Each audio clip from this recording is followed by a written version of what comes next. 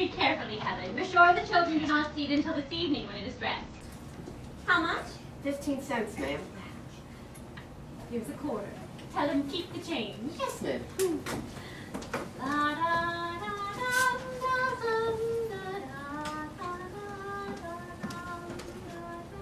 Is that my little skylark twittering out there? Yes, it is. Is my little squirrel bustling about? Yes. When did my squirrel come home? Just now. Come, Torvald, and see what I have bought. Don't disturb me. What did you say? All these things? Has my little spendthrift been wasting money again?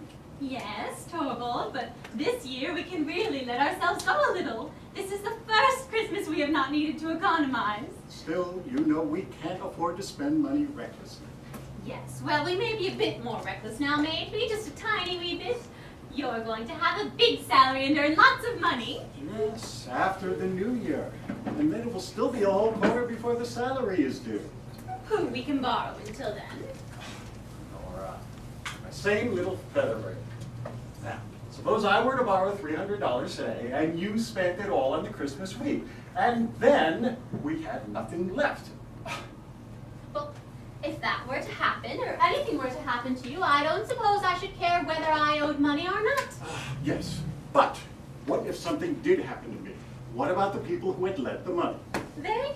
Well, who would bother about them? I should not know who they were. That is like a woman. But seriously, Nora, you know how I feel about these things. No debt, no borrowing. There'd be no beauty or freedom about a home life that relies on borrowing and debt. Now, we two have kept bravely to the straight road so far, and we will continue along the same way for the short while longer there be any struggle. As you please, Torvald.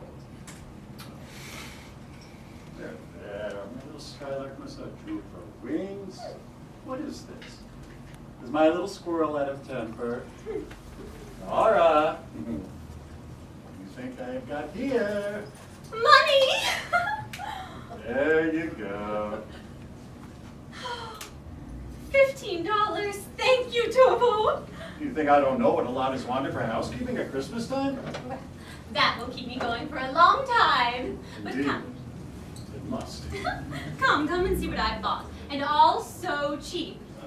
A doll for Emmy, and a doll for Elizabeth, and a blanket for John, and dress lengths and handkerchiefs for the maids. Old Anne really deserves something fine. Ah, and what is in this porcelain? Oh, you mustn't see that until this evening. Very well. And now tell me, you extravagant little person, what would you like for yourself? Well, for myself, I'm sure I don't want anything.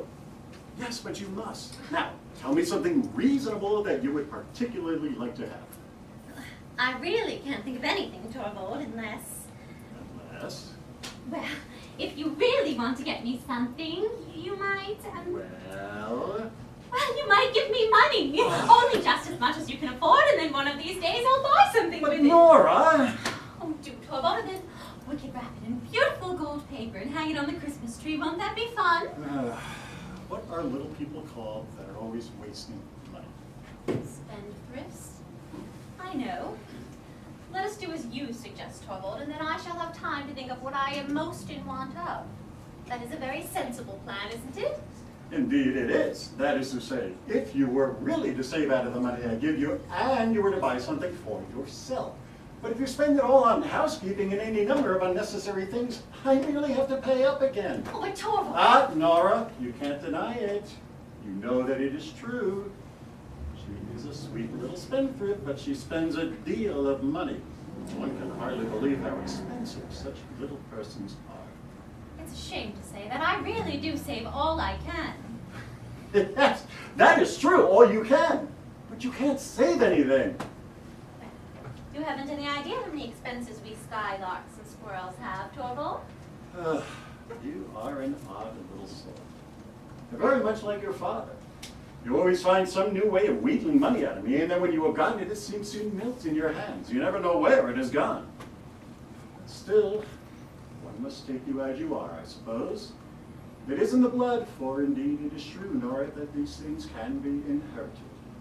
I wish I'd inherited many of Papa's qualities. I would not wish you to be anything other than just what you are. My sweet little Skylar. But do you know that it strikes me that you're looking rather, how shall I say this, uneasy today? Do I? Yes, you do, really. Now, turn around, look straight at me. Well? Has little Miss Sweet Tooth been breaking rules in town today? No, what makes you think that? Hasn't she paid a visit to the confectioner's? No, I assure you. Not been nibbling on sweets? No, really, don't. Not even taking a bite of a macaroon or two? No, no, certainly not. There. Of course, I was only joking. I wouldn't dream of going against your wishes. I should think not, especially since you gave me your word on it. Very well. Keep your little Christmas secrets to yourself, my darling. They will all be revealed tonight when the tree is lit, no doubt. Did you remember to invite Dr. Ray? No, but there is no need. He will come, as a matter of course, to dinner with us. However, I will remind him when he comes in the morning. I have brought some good wine, Nora. You cannot think how I am looking forward to this evening. Oh, so am I. How the children will enjoy themselves. It is splendid to feel that one has a perfectly safe appointment in life and a big enough income. Isn't that delightful to think of? Yes, it really is wonderful. Do you remember last Christmas? For a full 3 weeks beforehand, you shut yourself up every night until well after midnight making ornaments for the Christmas tree and all the other fine things that you were to surprise us with. It was the dullest 3 weeks I ever spent. I didn't find it dull. It was a precious little result, Nora. You really shouldn't tease me about that again. How could I help the cats going in and tearing everything to pieces? Of course you couldn't, you poor little child. You had the best of intentions of pleasing us all, and that's the main thing. But still, it's a good thing that our hard times are over. Yes, it really is wonderful. And I needn't sit here and be dull all by myself, and you need not ruin your dear eyes or your pretty little hands. Oh, no, I needn't any more, need I, Torvald? It's wonderfully lovely to hear you say so. Now, I want to tell you how I've been thinking we ought to arrange things. Oh, there's the bell. What a nuisance. If it is a call, remember, I am not at home. Excuse me, ma'am. There's a lady to see you, a stranger. I'll ask her to come in. Yes, ma'am. And the doctor has come at the same time, sir. Oh, did you go straight into my room? Yes, sir.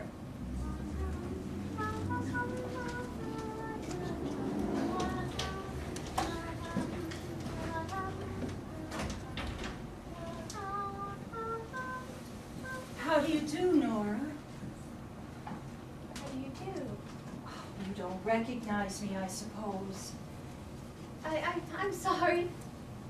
Oh, Christine! Christine, is it really you? Yes, it is I. Oh, Christine, to think of my not recognizing you. How could I? I have altered, Christine. Yes, indeed I have in 10 long years. Is it so long since we met? I suppose it is. Well, these last 8 years have been a happy time for me, I can tell you. Oh, and so now you've taken this long journey in winter. That was plucky of you. I arrived by steamer this morning. To have some fun at Christmas time, I suppose. How delightful. But take off your things. You are not cold, I hope. There. Now, let us sit by the stove and be cozy. Here, you take the seat by the stove, and I'll take the rocker. Oh, Christine. Now you look like your old self again. You are a little paler, Christine. Perhaps a little thinner. Much, much older. Perhaps a little older, very little, certainly not much.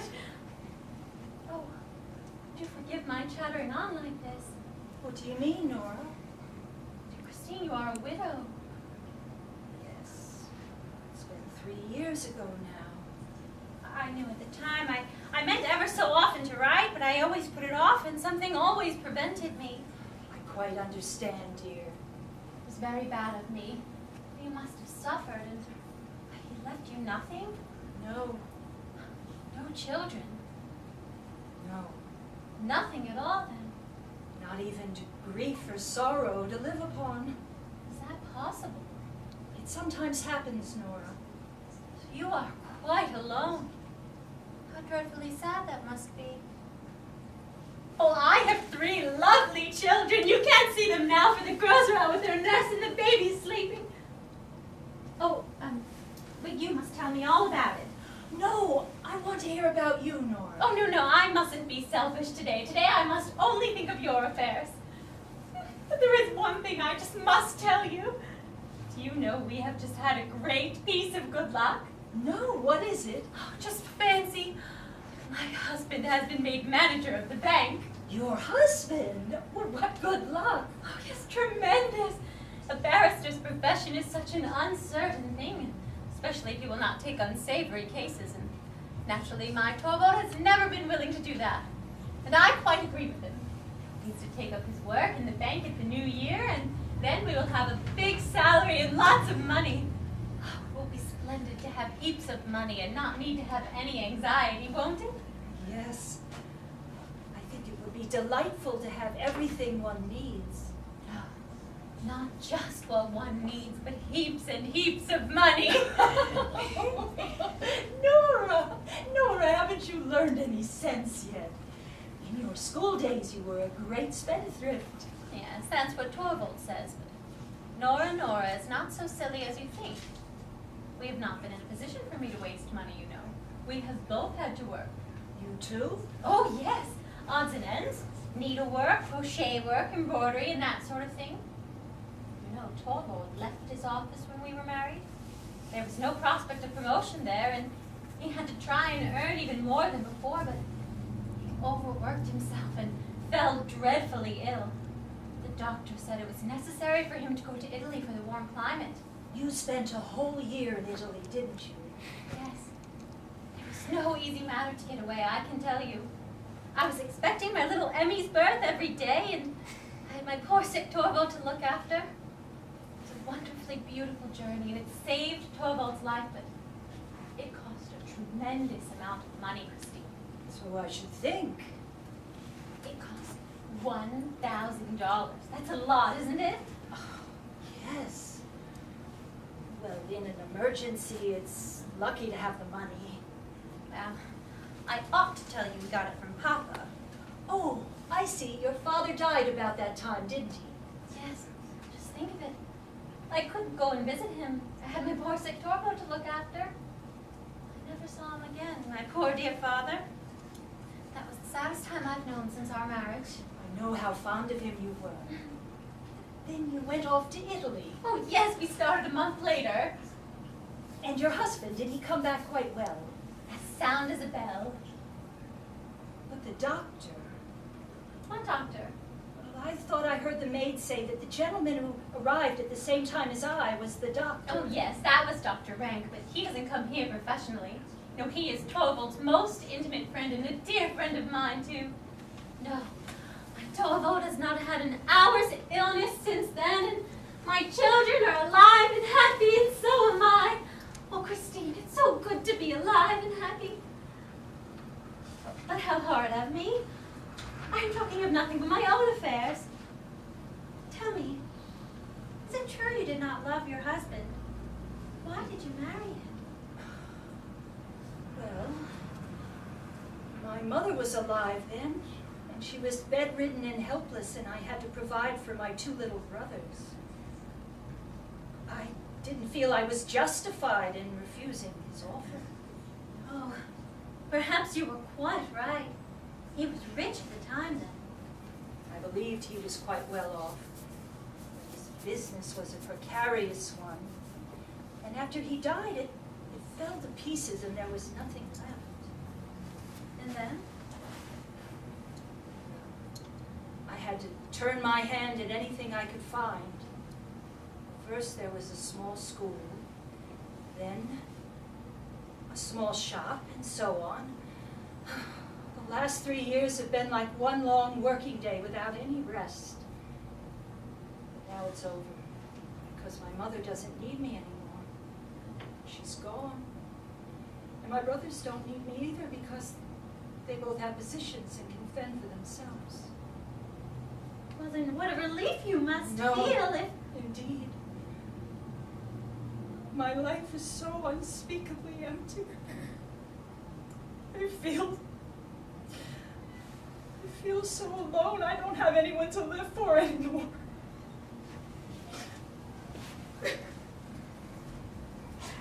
That's why I left my town and I came here. I was hoping I might find something to busy me and occupy my thoughts. Maybe I'd be lucky enough to get some regular work, office work of some sort. But that is so frightfully tiring, and you look tired already. You'd best go off to some health resort. I have no father to give me money to go on a journey, Nora. Don't be angry with me.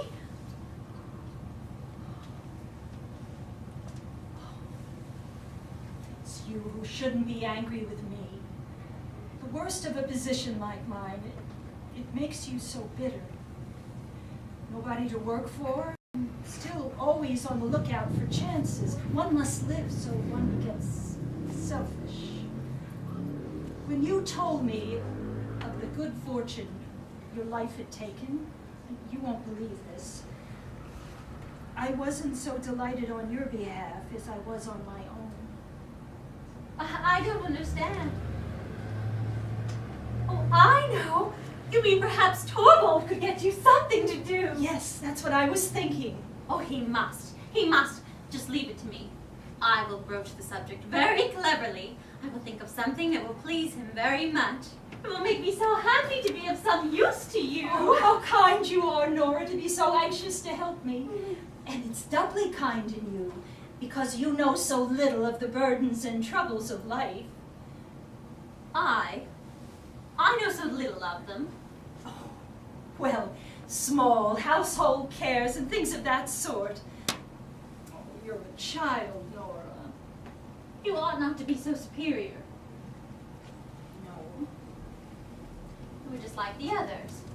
They all think I am incapable of anything really serious. Oh, come. But I've gone through nothing in this world of cares. But Nora, you've just told me all of your troubles. Pooh, those were trifles. I have not told you the important thing. The important thing? What do you mean? You look down upon me altogether, but you ought not to. You are proud, aren't you, of having worked so long and hard for your mother? Indeed. And I don't look down on anyone. Yes, I am both proud and glad to have had the privilege to make the end of my mother's life almost free from care. And are you proud to think of what you have done for your brothers? I think I have the right to be. I think so too. But now listen to this. I too have something to be proud and glad of. Oh, I have no doubt you do. And what do you refer to? Hush. Suppose Torvald were to hear. He ought not to. Not on any account. No one in the world must know, Christine, except you. Oh, what is it? Come and sit. It was I who saved Torvald's life. Saved? How? Well, I told you about our trip to Italy. Torvald never would have recovered if we hadn't gone there. Yes, but your father gave you the necessary funds. Yes, that is what Torvald and all of the others think, but But? Papa didn't give us a penny. It was I who procured the money. You? All that large sum? $1,000. What do you think of that? Well, how could you possibly do it? Did you win the prize in the lottery?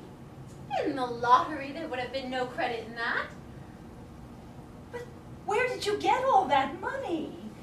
Because you couldn't have borrowed it. Couldn't I? Why not? No. A wife cannot borrow money without her husband's consent. Well, if it is a wife who has any head for business, a wife who has the wit to be a little bit clever. Nora, I don't understand at all. Well, there is no need you should. I never said I borrowed the money. Perhaps I got it some other way. Perhaps I got it from some rich secret admirer, when anyone is as attractive as I am. You're a mad creature. Oh, now you're full of curiosity, Christine. Nora, listen to me. Don't you think you've been a little bit imprudent? Is it imprudent to save your husband's life? Well, I feel that it's imprudent without his knowledge. But it was absolutely necessary. He should not know. My goodness, can't you understand that? Do you think I didn't try to get what I wanted as if it were for myself? I told him I should love to travel abroad like other young wives. I tried tears and entreaties with him. I even hinted he might raise a loan. That really made him angry, Christine. Very well, I thought. You must be saved, and that is how I came to devise a way out of the difficulty. Did your husband ever get to know from your father that it wasn't he who lent you the money? No. I had meant to let Papa in on the secret and beg him never to reveal it, but alas, he was so ill then, and then there was never any need to tell him. And since that time, you've never revealed your secret to your husband? Well, good heavens, no! How could you think so? A man who has such strong opinions on these things? And besides, how painful and humiliating it would be for Torvald to know he owed me anything. It would upset our mutual relations altogether, and our beautiful, happy home would no longer be what it is now. Do you mean never to tell him about it? Perhaps someday, when I am no longer as nice looking as I am now, then it may be a good thing to have something in reserve. But nonsense. That day will never come. So, what do you think of my great secret, Christine? Do you still think I am of no use? I can tell you, it has been by no means easy to meet my engagements punctually. I could not take from my housekeeping money, for Torvald must eat well, and I could not let my children be shabbily dressed, the sweet darlings. So it's all had to come out of your own necessities of life. Oh, yes. Besides, I was the one responsible for it.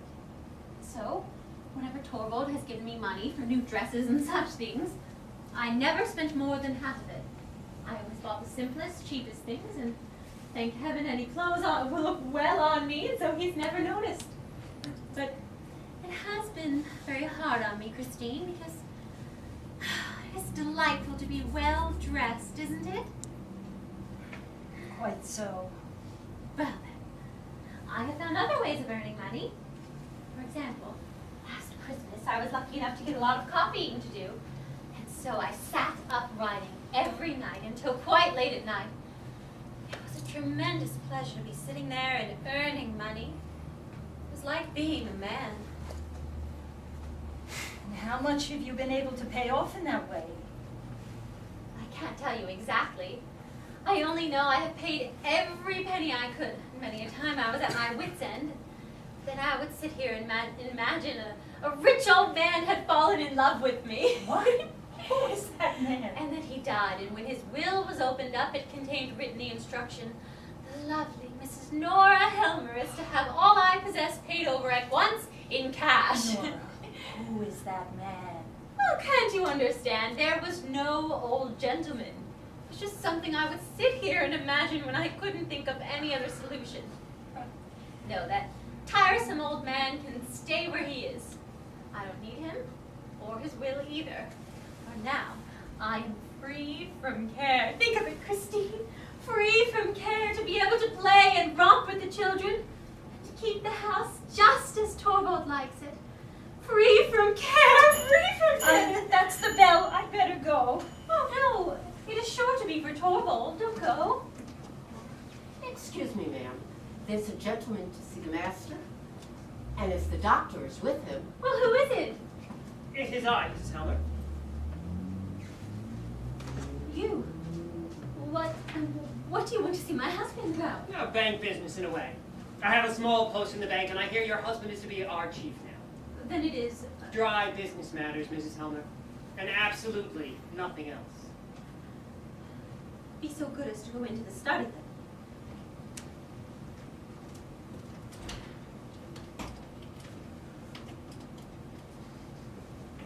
Nora, who is that man? A lawyer of the name Krogstad. Really is he? You know the man? Yes, I used to, many years ago. He was a solicitor's clerk in the town where I lived. Yes, he was. He's greatly altered. He made a very unhappy marriage, He's a widower now, isn't he? with several children. They say that he carries on many kinds of business. Really? Well, I don't know anything about it. Let us not talk of business. It is so tiresome. Ah, no, my dear fellow, I won't disturb you. I would rather go to your wife for a little while. Oh, I beg your pardon. I'm afraid I'm disturbing you too. Not at all. Dr. Rank, Mrs. Linde. Ah, Mrs. Often heard the name Mrs. Linde mentioned here. I believe I passed you on the stairs when I arrived, Mrs. Linde.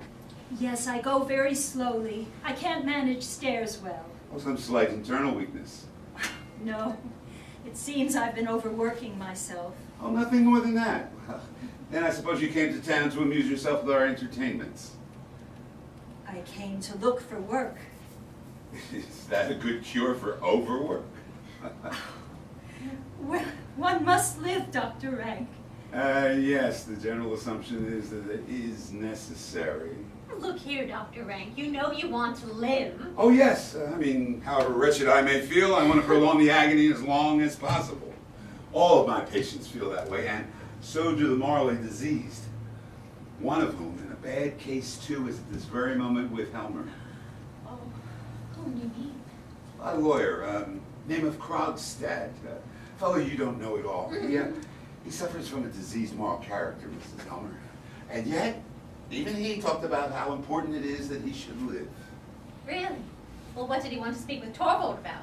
I have no idea. I only heard that it had something to do with the bank.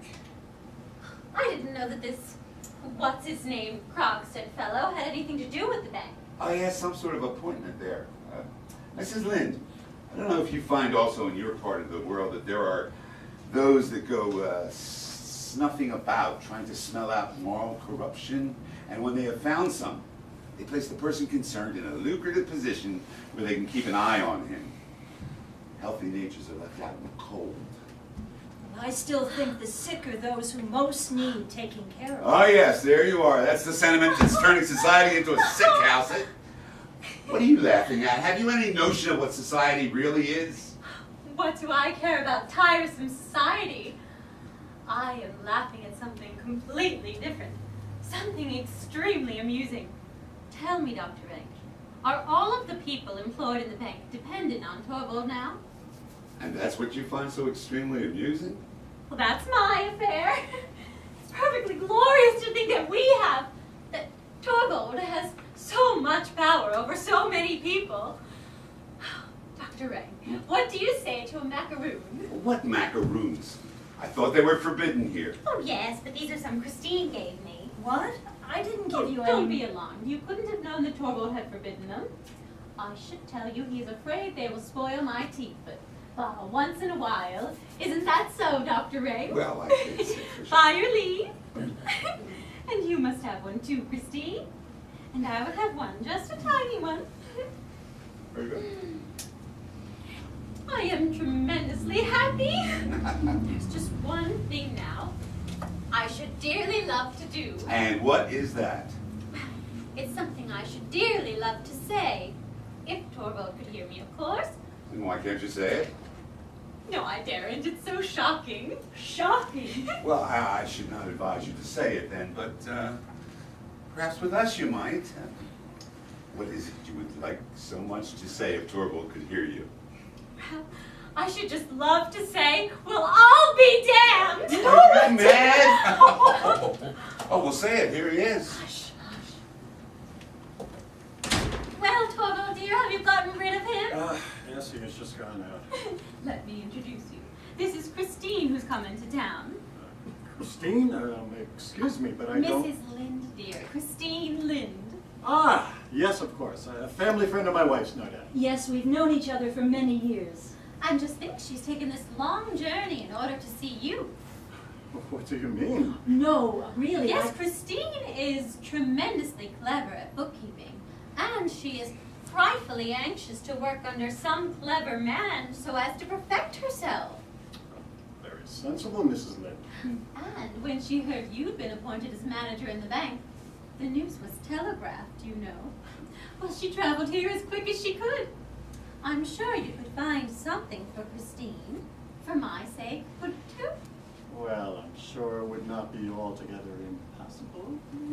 I presume you are a widow, Mrs. Linde, Yes, and you have had some experience of bookkeeping? yes, a fair amount. Ah, well, then it is very likely that I will have something for you.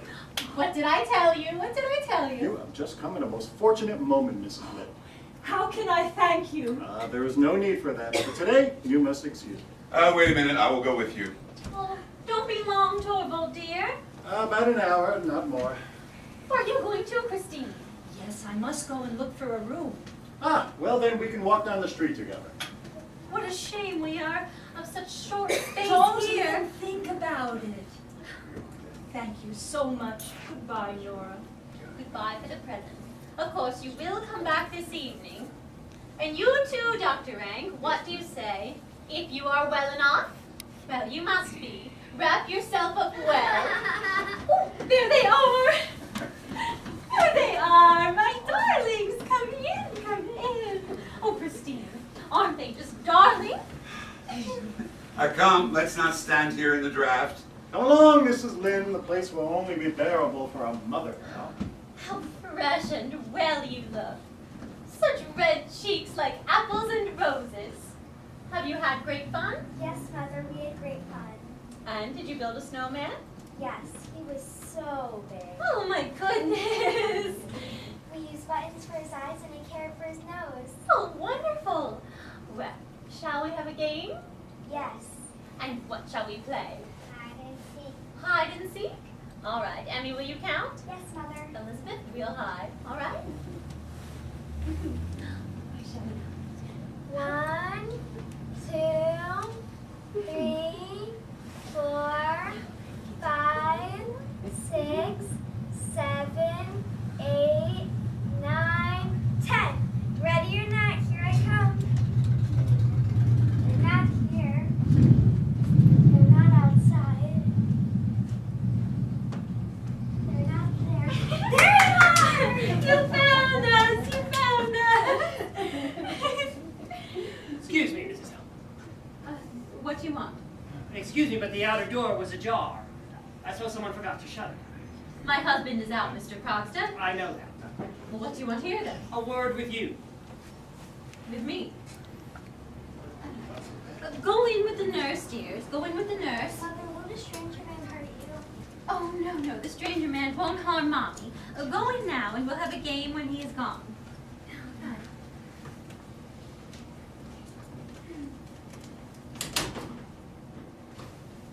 You want to speak with me? Yes, I do. Today, it's not the first of the month. No, it is Christmas Eve, and it shall depend upon yourself what kind of Christmas you will spend. Well, what do you mean? Today it would be absolutely impossible. We will not speak of that until later. This is something different. I presume you can spare me a moment. Yes, I can, although... Good. I was in Olson's restaurant, and I saw your husband going down the street. Yes? With a lady. What then? Ma'am, make so bold as to ask if it was a Mrs. Linde. It was. Just arrived in town? Yes, today. She's a great friend of yours, isn't she? She is, but I don't see... I knew her too. Once upon a time. I'm aware of that. Are you? So you know all about it. I thought as much. Well, then I can ask without beating around the bush. Is Mrs. Linde to have an appointment at the bank? What right have you to question me, Mr. Krogstad? You who are one of my husband's subordinates. But since you ask, you shall know. Yes, Mrs. Linde is to have a position in the bank, and it was I who pleaded her case, let me tell you that. I was right in what I thought then. Sometimes one has a tiny bit of influence, I should hope. Because one is woman doesn't necessarily follow that... Well, when anyone is in a subordinate position, Mr. Krogstad, they should really be careful to avoid offending anyone who Who has influence? Exactly. Mrs. Helmer, you will be so good as to use your influence in my behalf. What? What do you mean? You'll be so kind as to see that I'm allowed to keep my subordinate position in the bank. What do you mean? Who proposes to take your post away from you? There is no need to continue with the pretense of ignorance. I quite understand your friend is not very eager to run the risk of rubbing shoulders with me. And I quite understand, too, who I have to thank for being let go. But I assure you... Very likely. But the time has come when I should advise you to use your influence to prevent that. Mr. Krogstad, I have no influence. Haven't you? I thought you said yourself, just now. Well, naturally, I didn't mean for you to put that construction on it. What makes you think I have any influence of that kind over my... Since his school days, I don't suppose he is any more unassailable than other husbands. If you speak slightingly of my husband, Mr. Krogstad, I shall turn you out of the house. You are bold, Mrs. Helmer. Well, I'm not afraid of you anymore. As soon as the new year comes, I shall in a very short time be free of this whole thing. Listen to me, Mrs. Helmer. If necessary, I'm prepared to fight for my small post at the bank as if I were fighting for my life. So it seems. It's not just for the sake of the money.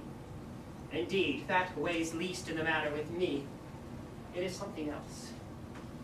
I might as well tell you. You probably know, like everyone else, that once, many years ago, I was guilty of an indiscretion. I have heard something of the It kind. never came to court. But after that, every way seemed closed to me, and so I took to the business that you know of. I had to do something, and honestly, I don't think I've been one of the worst.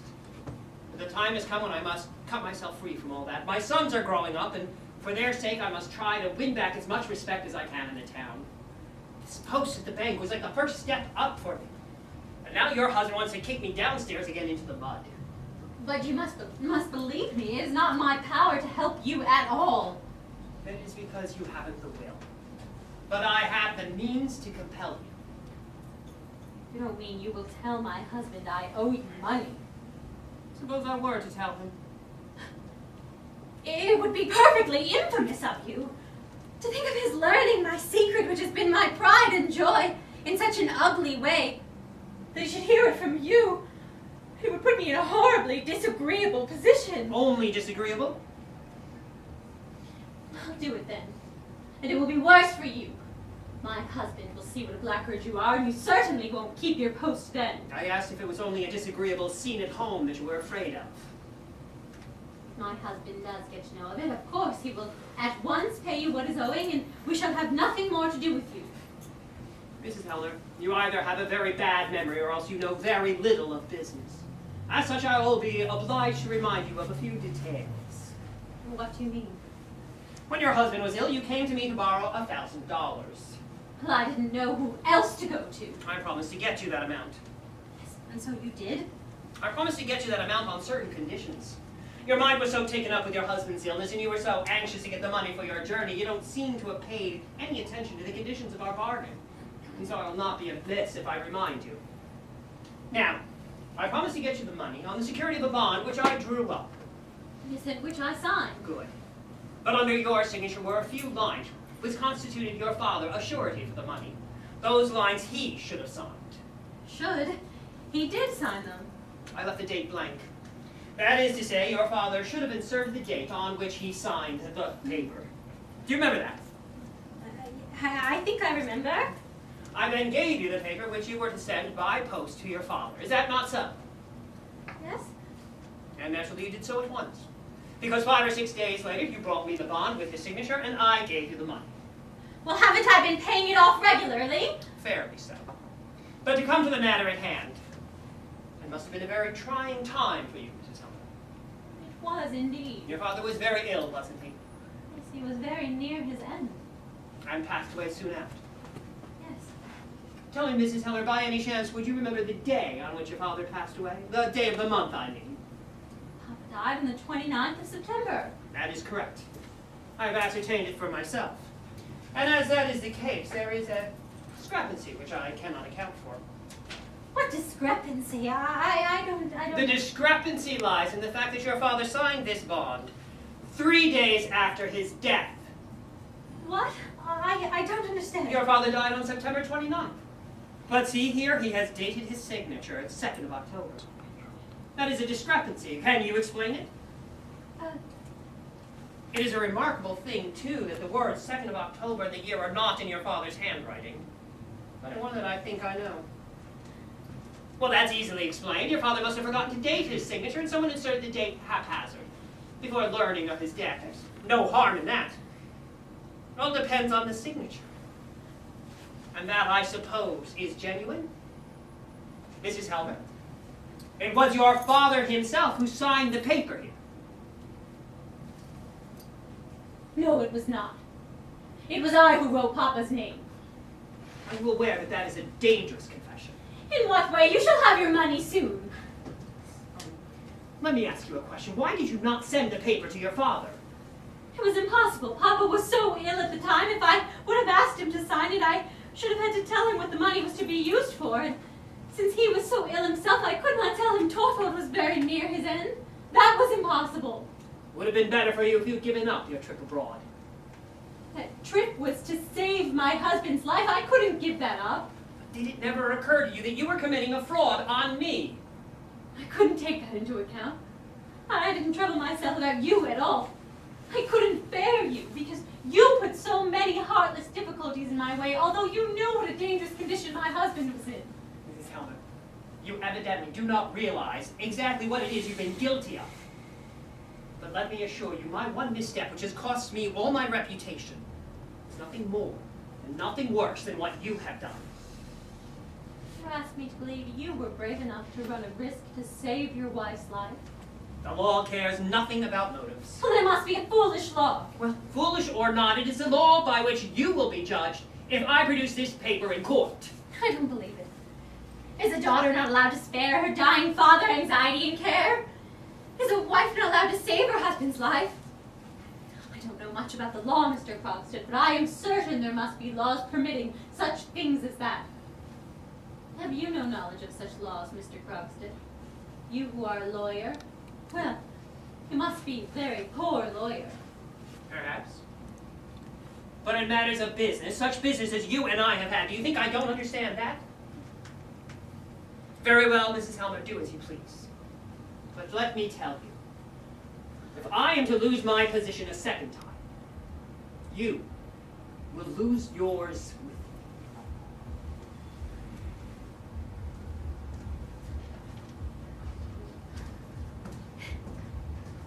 Nonsense.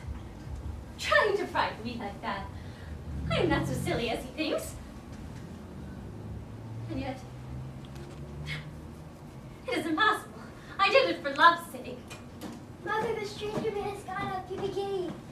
Oh, yes, dear, but don't tell anyone about the stranger man, you hear? Not even Papa. No, Mother, but will you come and play again? Please, please. No, not now. But Mother, you promised us. I can't now. Run along, and I have such a lot to do. That's not fair.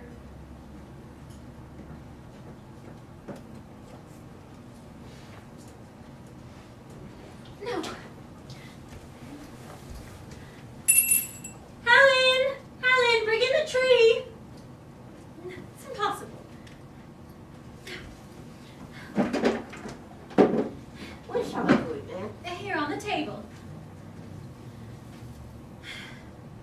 Can I get you anything else? No, thank you. I have all I want. That horrible man. The tree will be spectacular. I will do everything I can think of to please you, Torvald. I will sing for you. I will dance for you. Oh, are you back already? Yes. Has anyone been here? Here? No. Strange, I just saw Krogstad go out of the gate. Oh, yes, I forgot Krogstad was here for a moment. Nora, I can tell from your manner that he has been here begging you to say a good word for him. Yes? And that you were to appear to have done it of your own accord, and you were to conceal from me the fact of his having been here. Didn't he beg that of you too? Yes, Torvald. And you would have a part in such a thing? To have any sort of talk at all with a man like that and offer him any sort of promise? And to tell me a lie in the bargain? A lie. Didn't you just say no one had been here? My little songbird must never do that again. A songbird must have a clean beak to chirp with, which false notes. That is so, isn't it? Yes, I think it is. We shall say no more on the matter. How warm and snug it is in here. Torvald, Yes? I'm very very much looking forward to the costume ball at the Stenborgs the day after tomorrow. I am very curious to see what you are going to surprise me with. Well, it was very silly of me to want to do that. What do you mean? Well, I can't hit upon anything that will do. Everything I think of seems so silly or insignificant. Aha! Is my little Nora finally acknowledging that at last? Torvald, are you very busy? Well, Well, what are all of those papers? bank business. Already? Yes. The retiring manager has given me the authority to make the necessary changes in the staff and in the rearrangement of the work. I must make use of the Christmas week to do this so that everything will be in order by the new year. And that was why poor Krogstad. Well, if you hadn't been so busy, Torvald, I should have asked you for a tremendously big favor. Oh, what is that? Well, there is no one who has such good taste as you, and, well, I do so want to look nice at the fancy dress ball at the Stenborgs. Couldn't you take me in hand and decide what I shall go as and what sort of dress I shall wear? Ah! So my obstinate little woman is finally obliged to get someone to come to her rescue. Yes, I can't get along a bit without your help. Oh, well, I will think it over. We shall manage to hit him on something. That is nice of you.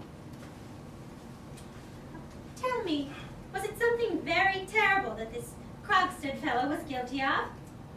We forged someone's name. Do you have any idea what that means?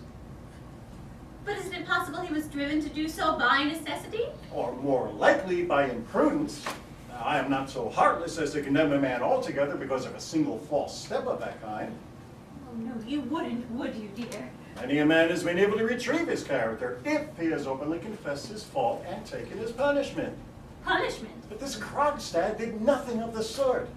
He got out of it by a cunning trick, and that is why he has gone under altogether. But do you think it would... Just think how a guilty man like that has to lie and play the hypocrite in front of everyone, and to wear a mask in front of all those near and dear to him, even before his own wife and children. And about the children, Nora, that is the most terrible part of all. How?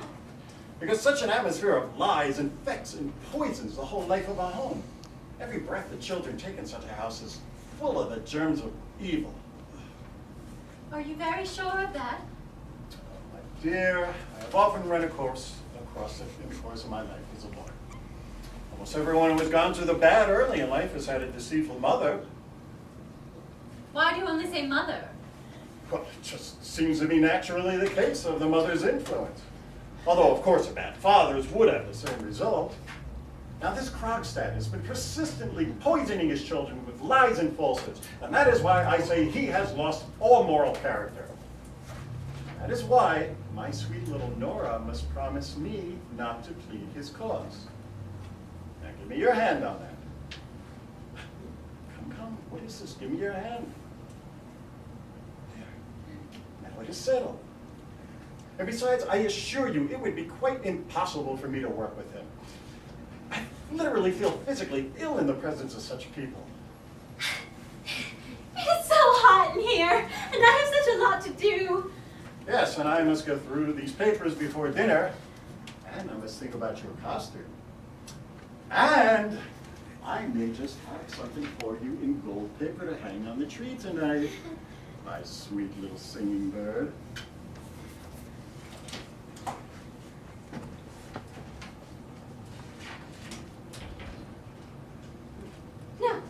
No, it is impossible. It must be impossible. The little ones are begging so hard to be allowed to come into Mama. Oh no, don't bring them into me. You must stay with them, Anne. Very well, ma'am.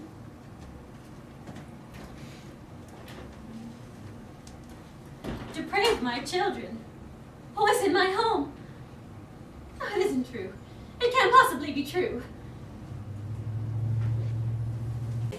Someone is coming? No one will come today. Christmas Day.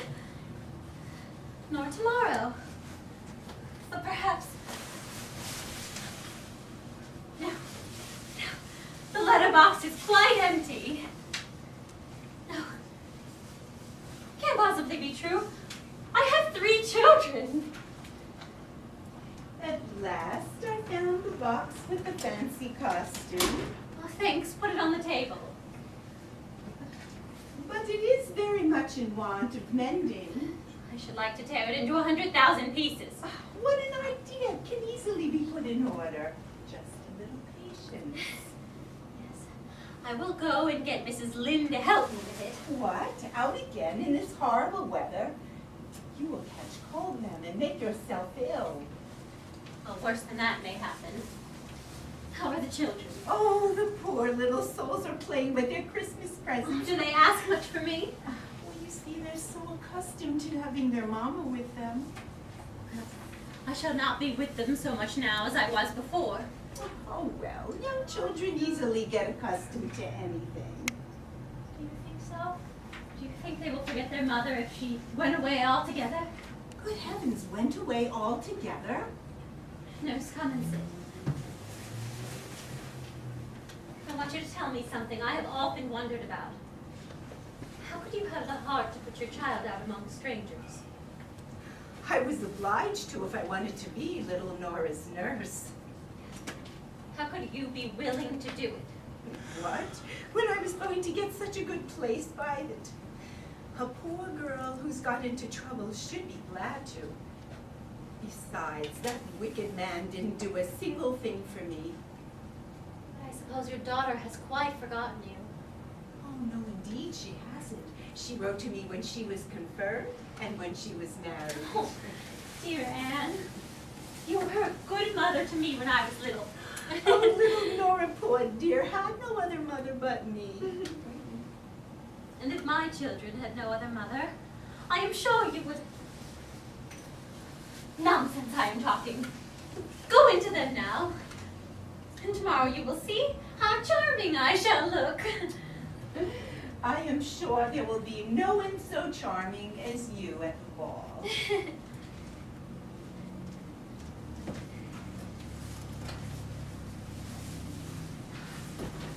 only I dared go out. If only I knew nothing would happen here in the meantime. Stuff and nonsense. I mustn't think about it. What lovely gloves. Out of my thoughts, out of my thoughts. There is someone coming. Oh, Christine, how good of you to come. I heard you were up asking for me. Oh, yes. Yes, as a matter of fact, it is something you could help me with. Here, you see, tomorrow evening there is to be a fancy dress costume ball at the Stenborgs who live above us. And Torvald wants me to go as a Neapolitan fisher girl and dance the tarantella I learned at Capri. I see you're going to keep up the character. Yes, Torvald wants me to. But see, here's the dress. Torvald had it made for me there, but now it's also torn and I have can easily put this right. It's Oh. just some of the trimming has come unsewn here and there.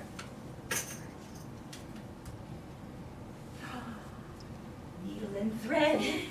This is all we want. That is nice of you. So, Nora, you're going to dress up in a costume tomorrow night. I'll tell you what, I'll come up for a moment and see you in your fancy feathers. I almost forgot to thank you for the delightful evening yesterday.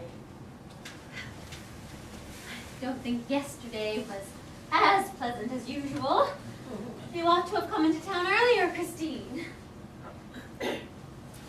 Certainly Torvald does know how to make a house look dainty and attractive. And so do you.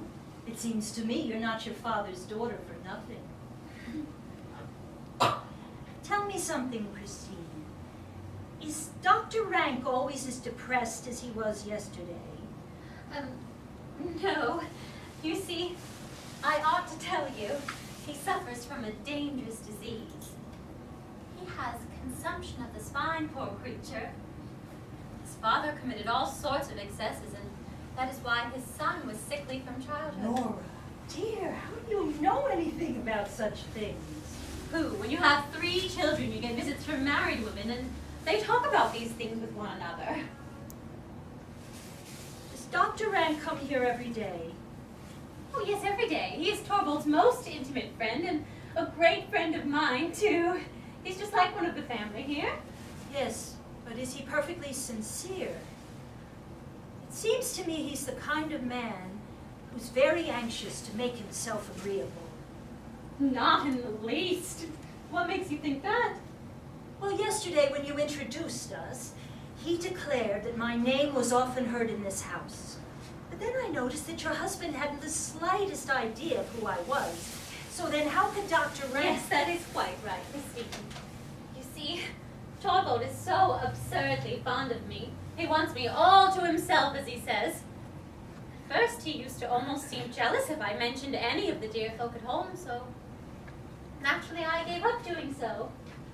But I talk about these things with Dr. Rank because he likes hearing about them. Listen to me, Nora. Oh, you're still so much like a child. And I'm much older than you are, and I have much more experience. So let me tell you something. I think you ought to make an end of it with Dr. Rank. What ought I to make an end of? 2 things, I think. Yesterday, you were talking some nonsense about a rich admirer who was going to leave An you admirer money. who doesn't exist. Unfortunately. What then? Is Dr. Rank a man of means? Yes, he is. And he has nobody to provide for. No one, but And he comes here every day. yes, I told you so. How can this well-bred man be so tactless? I don't understand you at all. Stop pretending, Nora. You don't suppose I haven't guessed who lent you the $1,000? Are you out of your senses? A friend of the family who comes here every day regularly? Do you realize what a horribly disagreeable position that would be? Then it really isn't he? No, it never would have entered into my head to ask Dr. Rank. Besides, he didn't have the money to lend then. Oh. He came into his money afterwards. I think that's a very lucky thing for you, Nora. No, it never would have entered into my head to ask Dr. Rank. Although, I'm quite sure that if I asked... But of course you won't. No, of course not. I have no reason to believe it could possibly be necessary. I'm quite sure that if I asked Dr. Behind your husband's back? Well, I must make an end of it with the other one, and that would be behind his back, too. Yes, that's what I told you yesterday. A man can put a thing like that straight much easier than a woman. One's husband, yes. When you pay off your debt, you get your bond back, don't you? Yes, as a matter of course. And you could tear it into 100,000 pieces, that dirty, nasty paper. Nora, you're concealing something from me. Do I look as if I were? Something's happened to you since yesterday morning. What is it? Hush, there's Torvald come home. Do you mind going into the children for the present? Torvald can't bear to see dressmaking going on. Certainly. But I'm not going away from here until we have it out with one another.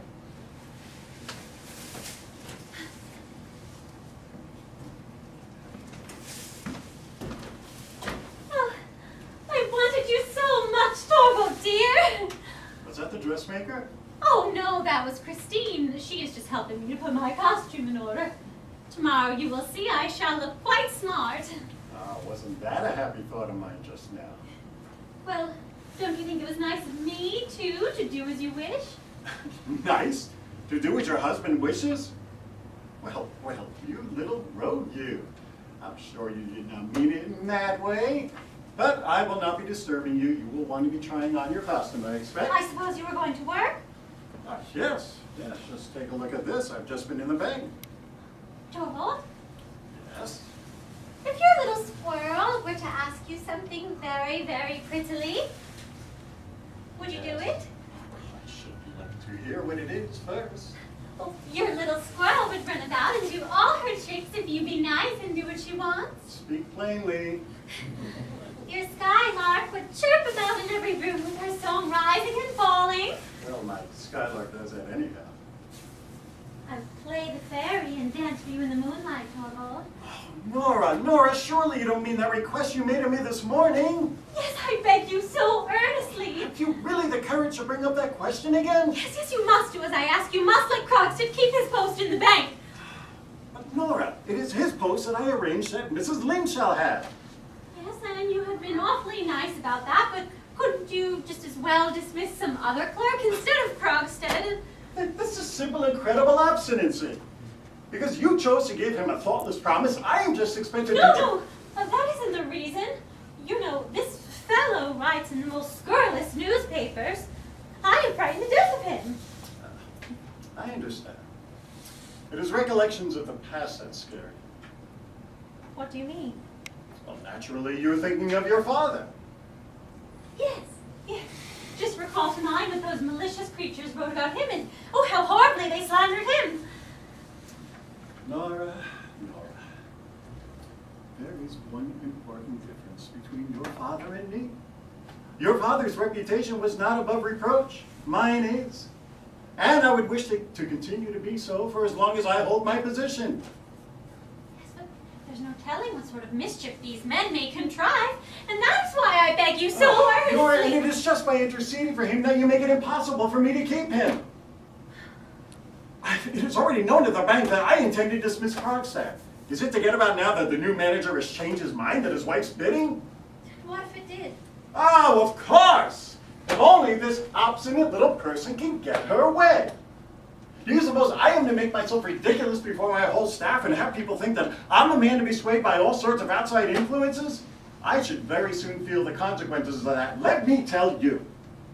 Besides, there's one thing that makes it impossible for me to have Krogstad at the bank as long as I am manager. Well, whatever is that? His moral failings I may perhaps have overlooked if necessary. Oh, yes, you could, couldn't you? I hear he's a good worker. I knew him when we were boys. It was one of those rash friendships that one soon regrets in life. I might as well tell you plainly, Nora.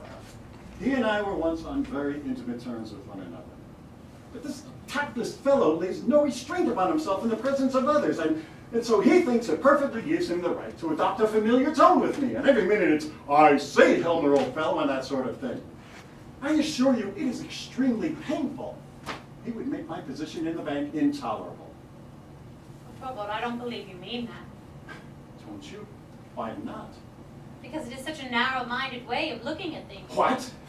What do you say, narrow-minded? Oh. Do you think I'm narrow-minded? No, just the opposite, dear. It is exactly No. It is exactly the same thing. You say that my point of view is narrow-minded, so therefore it must be so too. Narrow-minded! Very well, I must put an end to this. Helen! Well, what are you going to do? Settle it. Take this letter and go downstairs with it at once. Find a messenger and have him deliver it and tell him to be quick. The address is on the envelope. Here is the money. Very well, sir. Well now, Miss Obstinate. Torvald? What was that letter? Krogstad's dismissal. No, call her back. Call her back. There's still time. Call her back. Do it for your sake, for my sake, for the children's sake. Call her back. It's too late. Yes, it's too late. All right. I can forgive the anxiety you're in, although it really is an insult to me. It truly is, indeed. Can't you see that it is an insult to me that I should be afraid of a starving quilt dropper's vengeance? But I forgive you nevertheless, because it is such eloquent witness to your great love for me. That is how it should be. Come what may, you shall see that I have both courage and strength if need be. You will find that I am man enough to take everything upon myself. What do you mean by that? Everything, I say. You will never have to do that. Well, you're right. I won't do it alone. We shall do it together, as husband and wife. And that is how it shall be. Are you content now? Oh. There. Not those frightened dove eyes again. The whole thing is just the wildest fancy. Now, you must go and play through your tarantella and practice with your tambourine.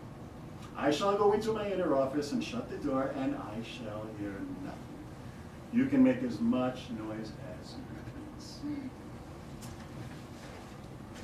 And when Wright comes, tell him where he will find you.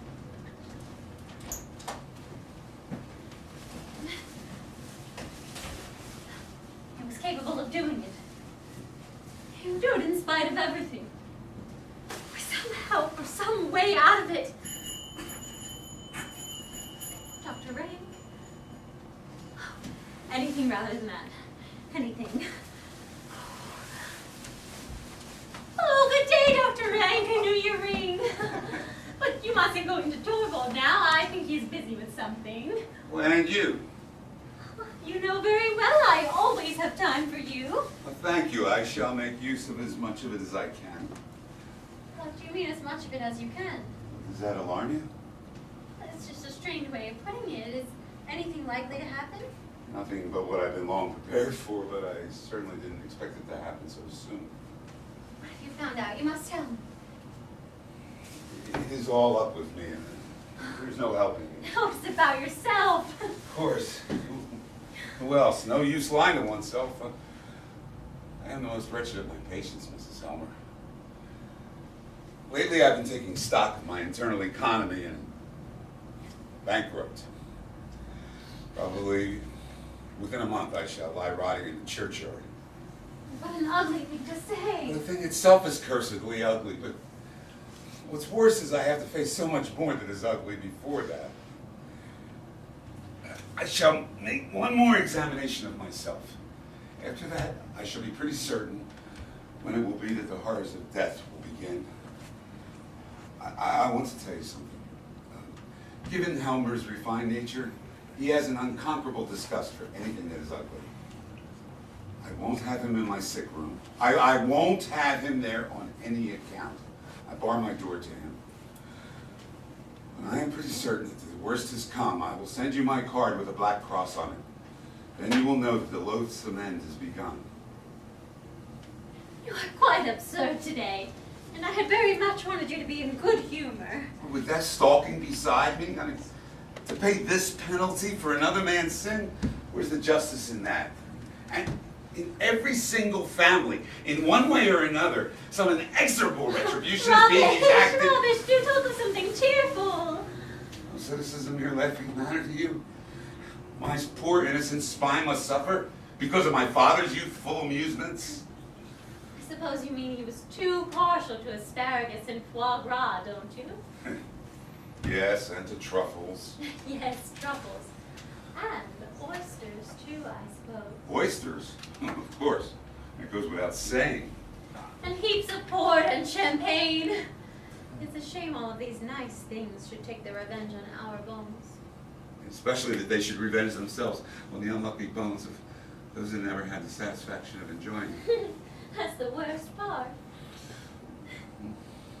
Why do you smile? No, it was you that laughed. No, it was you that smiled, Dr. Ray. You are a greater rascal than I thought. Well, I'm in a silly mood today. So it seems. Dear nice Dr. Rank, death mustn't take you from Torvald and me. Well, it is a loss you will easily recover from. Those that are gone are soon forgotten. Do you believe that? Yes, people form new ties, then they Who go will on. form new ties? Both you and Helmer when I am gone. You yourself are already on the high road to it, I think. What did that Mrs. Linde want here last night? You don't mean to tell me you're jealous of poor Christine. Yes, I am. She will be my successor in this house.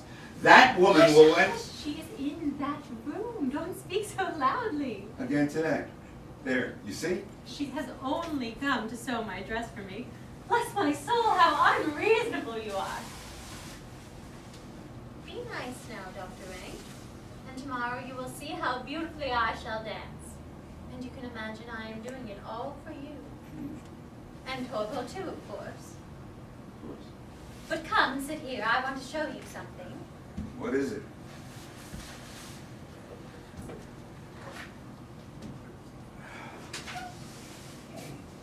Just look at those. Silk stockings? Flesh-colored. Aren't they lovely? It's dark in here now. No, you must only look at the foot. All right. You may have a look at the leg, too, I suppose. Why do you look so critical, Dr. Ray? Don't you think they'll fit me? Well, I have no means of forming an opinion on that. For shame! What? That is to punish you. All right, what other nice things am I allowed to see? Not a single thing more for being so naughty. You know, sitting here talking to you as intimately as this, I can't imagine what would have become of me if I had never come into this house. I do believe you feel quite at home with us. To be obliged to leave it all. Nonsense, you are not going to leave it. Not leave behind even the slightest token of one's gratitude. Scarcely even a fleeting regret. Only an empty space that the first comer can fill as easily as anyone else. If I asked you now for a... No. What? For a big proof of your friendship. Yes, yes. I mean a tremendously big favor. Would you make me truly so happy for once? Oh, but you don't know what it is yet. No, but tell me. No, I can't. I really can't. It is something out of all reason. It means advice and help and a favor. Hey, the bigger the thing, the better.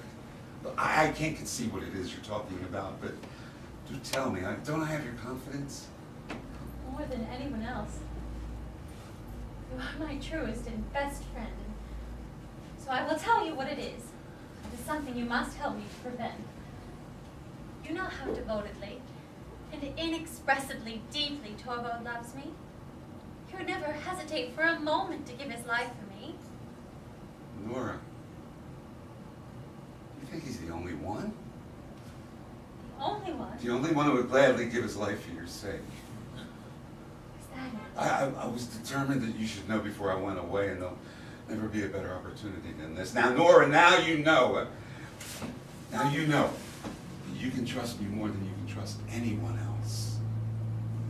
Let me pass. Nora! Helen! Bring in the lamp! That's really horrid of you. To love you as much as anyone else does was horrid? No, but to go and tell me so, there really was no need. What do you mean? Did you know, Nora? Mrs. Helmer, tell me, had you any idea of this? How do I know whether I had or hadn't? I really can't tell you. To think you could be so clumsy, Dr. Rank. We were getting on so nicely. Well, in all events, now you know. You command me, body and soul. So won't you speak out? After what happened, I beg of you, tell me what it is. I can't tell you anything now. No, yes, don't punish me like this. Give me permission to do for you whatever a man can do. You could do nothing for me now. Besides, you will find that this whole thing was really just a fancy on my part. It really was. Of course it was. Dear nice Dr. Rank, don't you feel ashamed now that the light has come? Not a bit. Perhaps I should go forever? No, you must come and sit here just as before. You know very well Torvald can't get along a bit without you. Yes. But you. I am always tremendously pleased when you come. You see, it's just that puts me off track. You are real to me. At times I think that you almost would rather be in my company as Helmer's. Yes. You see, there are some people one loves best, and others whom one would almost always rather have as companions. Yes, there is something in that. When I was at home, of course I loved Papa best, but I always thought it great fun if I could steal into the maid's room because they talked about such entertaining things and they never moralized at all. I see. So it's their place I've taken. Oh no, Dr. Rick, I never meant that at all. But surely you can see that being with Torvald is a bit like being with Papa. If you please, ma'am. Oh, Is anything wrong? no, it is just something. It is my new dress. But your dress is in here. Yes, that one. But this is another one. I ordered it, and Torvald mustn't know anything about it. So that was the great secret. Yes. Just go into him now, and please keep him as long as you can. Don't worry yourself. I won't let him escape.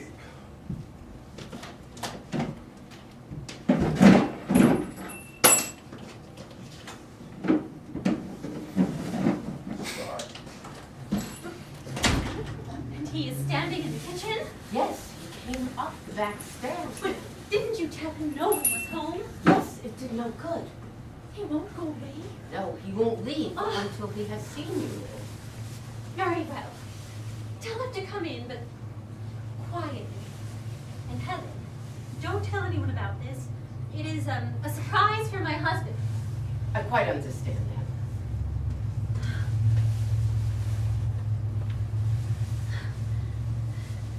Dreadful thing is going to happen. No. It can't happen. Shan't.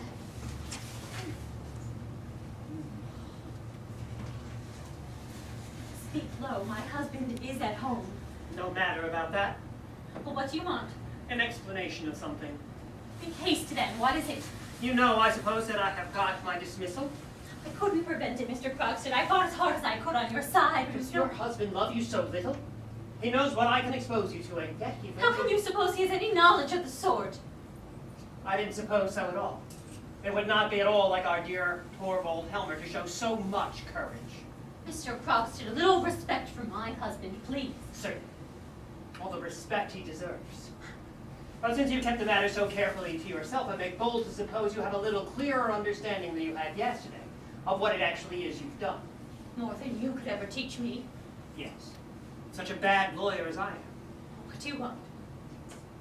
Only to see how you were. I've thought about you all day. A mere cashier, a quill driver. Well, a man like myself. Even he has a little of what is called feeling. Show it then. Think of my children. Your husband thought of mine? But never mind that. I just wanted to tell you that you needn't take the whole matter too seriously. In the first place, there will be no accusations made on my part. No, of course not. I was sure of that. It can all be arranged amicably. No one need know anything about it. It can remain a secret between us three. My husband must never get to know anything about it. How will you be able to prevent it? Am I to understand that you can pay the balance that is owing? Well, not just at the present. Or perhaps that you have some expedient for raising the money soon? No expedient I mean to make use of. In any case, we've done you no good. Even if you stood there with ever so much money in your hand, I should never part with your bond. Tell me what purpose you mean to put it to. Merely preserve it, keep it in my possession. No one, not concerned in the matter, need have any hint of it. So if the thought of it had driven you to any desperate resolutions, It has. if you had it in your mind to run away from your home, I had. or even something worse, How did you know that? give up the idea. How did you know I had thought of that? Most of us think of that at first, Mrs. Helmer. I did too. But I haven't the courage. No more had I. That's it then. You haven't the courage either? I haven't. I haven't. It would have been a great piece of fun. But once the first storm at home is over, I have a letter for your husband in my pocket. Telling him everything? In as lenient a manner as I possibly could. No, tear it up. He mustn't get the letter. I will find some means of getting the money to you. Excuse me, Mrs. Helmer, but I think I told you. I am just not now. speaking of what I owe you. Tell me what sum you are asking my husband for, and I will get you that money. I'm not asking your husband for a penny. What do you want then? I will tell you. I want to rehabilitate myself, Mrs. Helmer. I want to get on. And in that, your husband must help me. For the last year and a half, I have not had a hand in anything dishonorable. In all that time, I have struggled under the most restricted circumstances. I was content to work my way up, step by step. But now I am turned out. And I will not be satisfied with merely being taken back into favor. I want to get on, I tell you. I want to get back into the bank, in a higher position. Your husband must make a place for me. That he will never do. He will, I know him. He dare not protest. Once I am back in there with him, then you will see.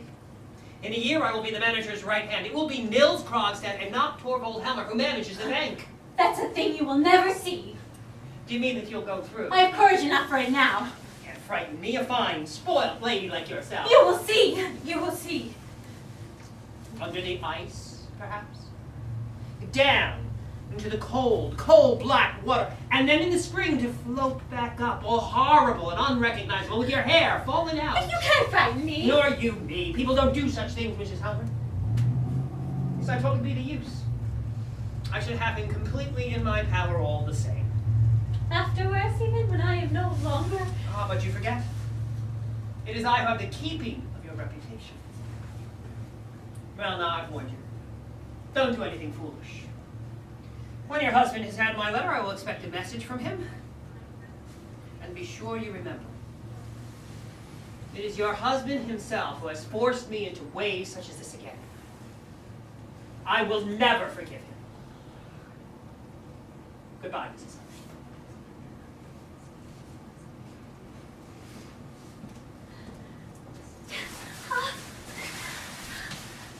He's going? He's not putting it in the letterbox. What?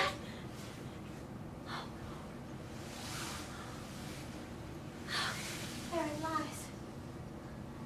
There's no hope for us now, Torvald. There now. I can't find anything else to mend. Would you like to try it on? Christine, come here. What's the matter with you? Come You here. look so agitated. Do you see that letter? There it is, lying in the letterbox. You can see it through the glass. Yes, I see it. That letter is from Krogstad. Nora, it was Krogstad who lent you the money. Now Torvald will know all about it. Nora, that would be the best thing for both of you. You don't know all. I forged a name. Good heavens. I only want to say this to you, Christine. You must be my witness. Witness? What do you mean? What am I to witness? If I should go out of my mind, and it might easily happen. Nora. Or if anything else might happen that would prevent my being here. Oh, Nora, you're quite out of your mind. If it were to happen that someone else wanted to take all of the blame, all of the responsibility, do you understand? Yes, yes, but Then how- you must be my witness. That it is not true. I am not out of my mind at all. I am in my right senses now, and I tell you that I, and I alone, have done this whole thing. Remember that. I will, but I don't understand any of this. There's no need you should. A wonderful thing is going to happen. A wonderful thing. Yes, a wonderful thing. But it is so terrible, it mustn't happen for all of the world. I'm going to go and talk to Krogstad right away. No, don't do that. It will only do you some harm. No, there was a time he would have gladly done anything on my behalf. He, Where does he live? how should I? Oh yes, here's his card, Yes, but the letter, it is all ready. Nora! Yes, what is it? Oh, don't sound so frightened, my darling. We're not coming in. You're locked the door. Are you trying on your costume? Yes, that's it. I look so nice. I see he lives right here at the corner. Yes, but it's no use. The letter is already lying in the letterbox. Does your husband have the key? Yes, always. Well then, Krogstad will have to ask for the letter back unread. He'll have to think of some pretense. Yes, but it is just at this time that You Torvald... must delay him. Go in the meantime. I will be back as soon as I can.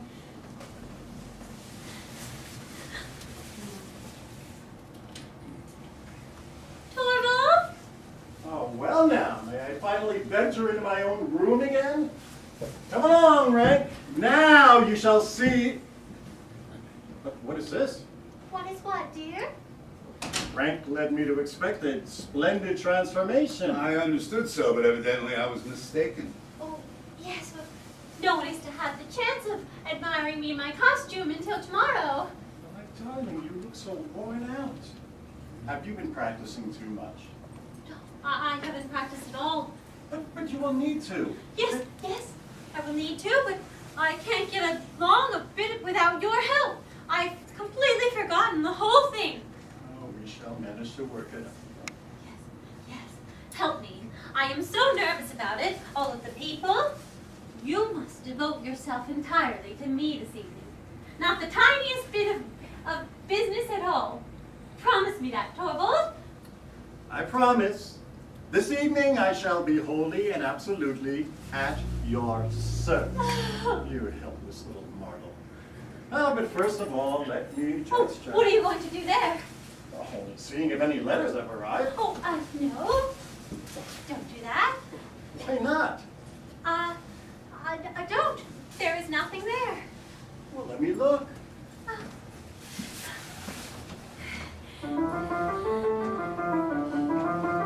Aha!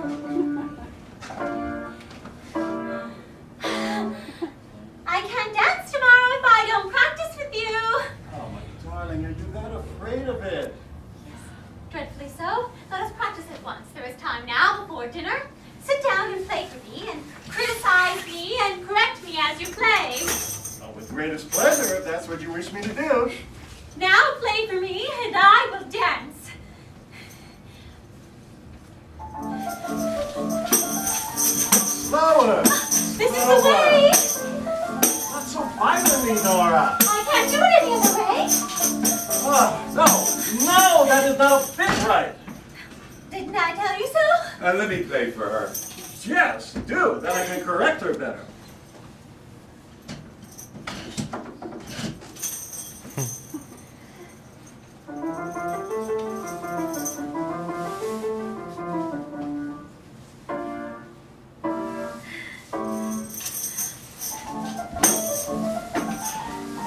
Nora, gently. Such fun, Christine. Nora, you were dancing as if your life depended upon it. So it does, dear.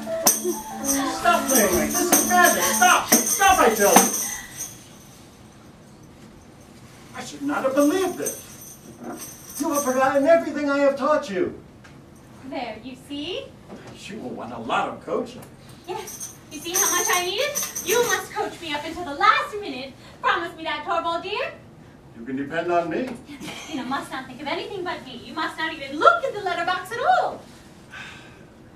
I see that you are so frightened of that fellow. Indeed I am. Nora, I can tell from your looks that there is a letter from him lying there. I don't know. I think there is. But you mustn't read anything of that kind now. Nothing horrid must come between us. You mustn't contradict her. Very well. The child shall have her way. But tomorrow evening, after you have danced. Then you will be free. Excuse me, ma'am. Dinners. We'll have champagne, Helen. Yes, ma'am. Hello, are we going to have a banquet? Yes, yes. A champagne banquet until the early hours. And a few macaroons, Helen. Lots. But just for this once. Come, don't be so wild and nervous. Be my own little skylark, just as you used. Yes, I will. But go in now. And you too, Dr. Rank. Christine, you must help me to do up my hair.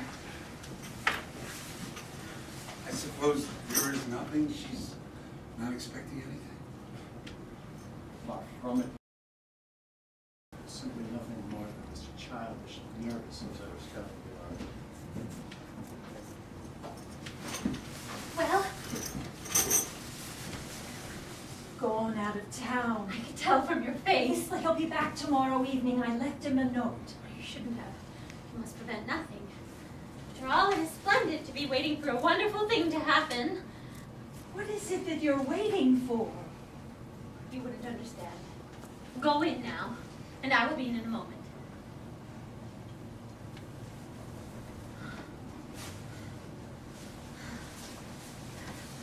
Five o'clock.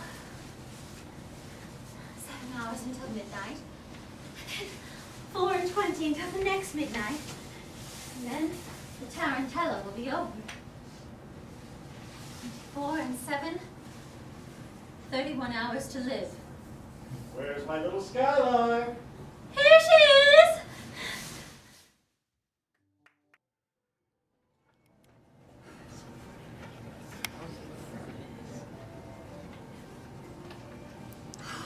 Not yet, and the time is almost up.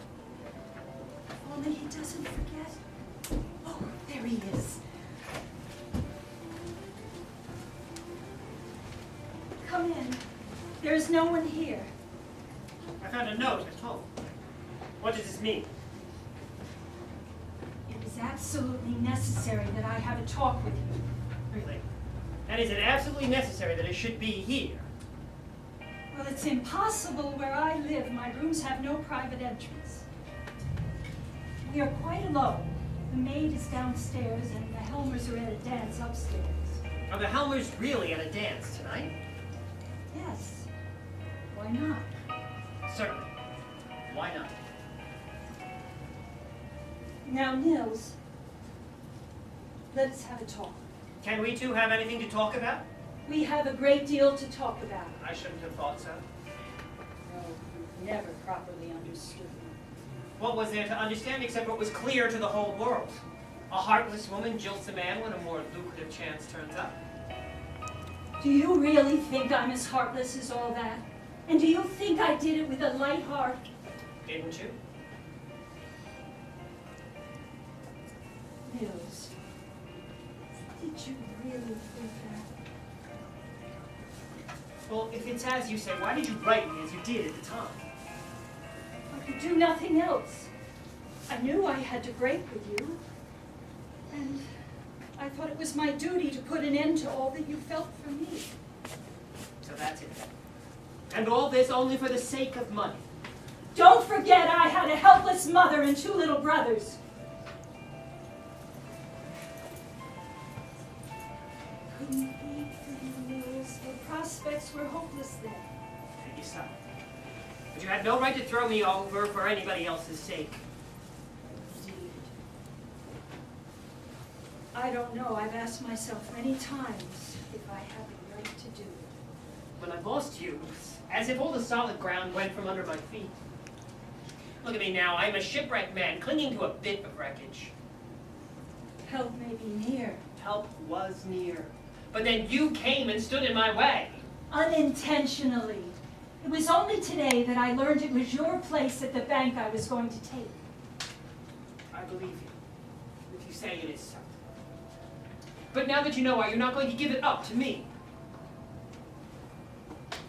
No, because it wouldn't benefit you in the least. Benefit. I would have done it whether or no. I've had to learn to act prudently. Life and hard, bitter necessity have taught me that. And life has taught me not to believe in fine speeches. Life has taught you something very reasonable. But deeds, you must believe in. What do you mean by that? You say that you're like a shipwrecked man clinging to some wreckage? I had good reason to say so. Well, I am like a shipwrecked woman clinging to some wreckage. Nobody to mourn for, nobody to care for. It was your own choice? It was the only choice then. Well, what now? What would you say, Mills, if 2 shipwrecked people could join forces? What do you say? 2 on the same piece of wreckage would stand a better chance than one and the other on their own piece. Christine,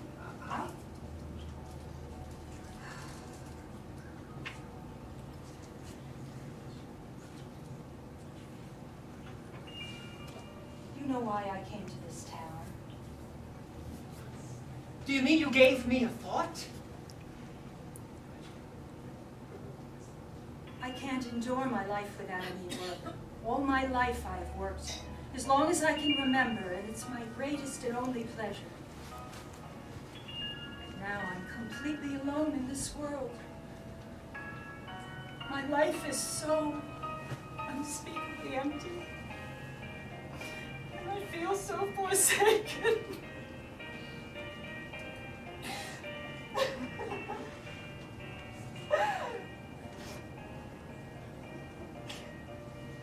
Mills, give me someone and something to work for. I don't trust that. It is nothing more than a woman's overstrained sense of generosity which prompts you to make such a faulter of yourself. Have you ever known anything of that sort in me? Could you really do it? Tell me, do you know all about my past life? Yes. And do you know what they think of me here? You seem to imply that with me you might have been quite a different man. Certain of it. Oh, is it too late now? You saying these things deliberately? Yes. I'm sure you are. I see it in your face. Have you really the courage? I want to be a mother to someone, and your children need a mother. We need each other, Mills. I believe in your real character. I can dare anything together with you. Thank you, Christine. Now I will find a way to clear my... Shh. Tarantella, you must go. What is it? Do you hear that upstairs? When that's over, they'll be back. Yes, I will go. It's all no use. Of course, you're not aware of the steps I've taken in the matter of the Helmers. Yes, I know all about it. And in spite of that, you have the courage to... I know very well to what lengths a man like you might be driven by despair. If only I could undo what I've done. Well, you cannot. Your letter is in the letterbox now. Are you sure of that? Quite sure. Is that what this all means? That you want to save your friend at any cost? Tell me frankly, is that it? Yes. A woman who has once sold herself for the sake of another doesn't do it a second time. I'll ask for my letter back. No. Yes, of course. When Helmer comes down, I'll tell him I must have my letter back. That it concerns my dismissal. That No, he you must not recall your letter. But wasn't it for that very purpose that you asked me to meet you Yes. In the first moment of fright, it was. But 24 hours have passed since then, and in that time, I have witnessed incredible things in this house. Helmer must know all about it. This unhappy secret must be revealed. There must be a complete understanding between them. And there can't be with all this concealment and in this falsehood going on. Very well. If you will take the responsibility. But there is one thing I can do, and that You I shall must do go at once. quickly. The dance is over. We're not safe a moment longer. I will wait for you below. Yes. You must walk me to my door. I have never had such an incredible piece of good fortune in my life.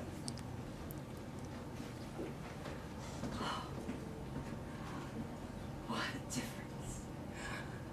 What a difference.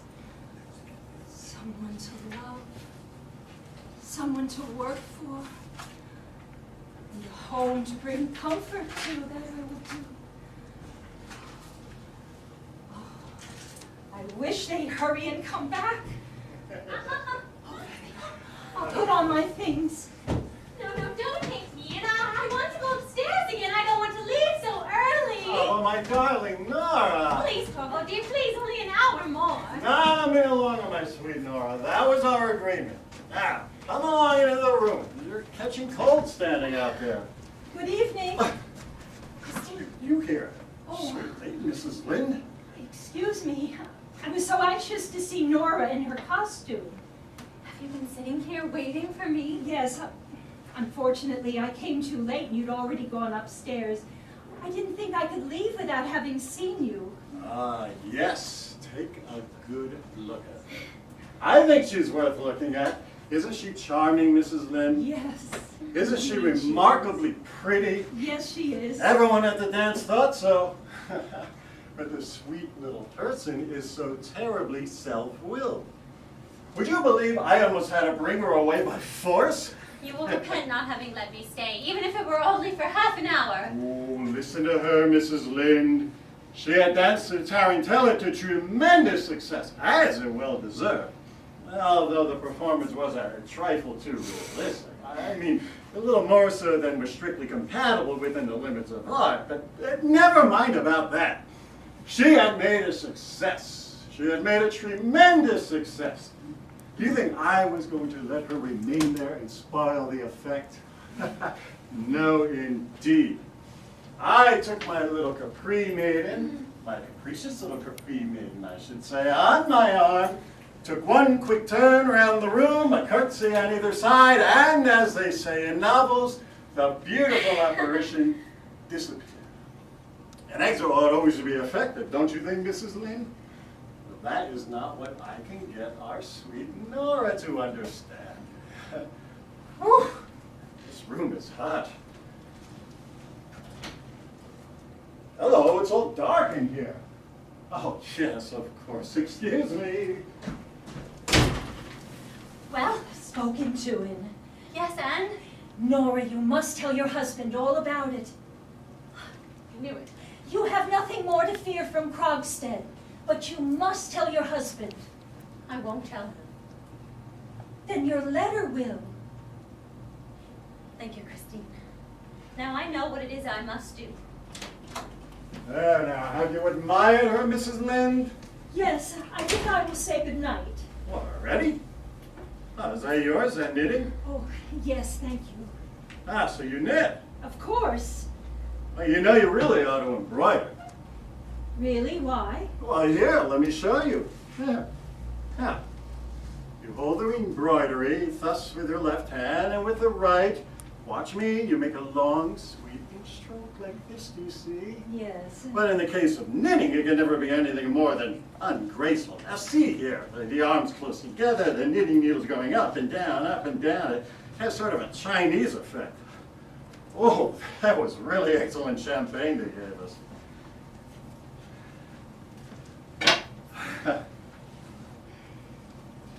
Well, good night, Nora.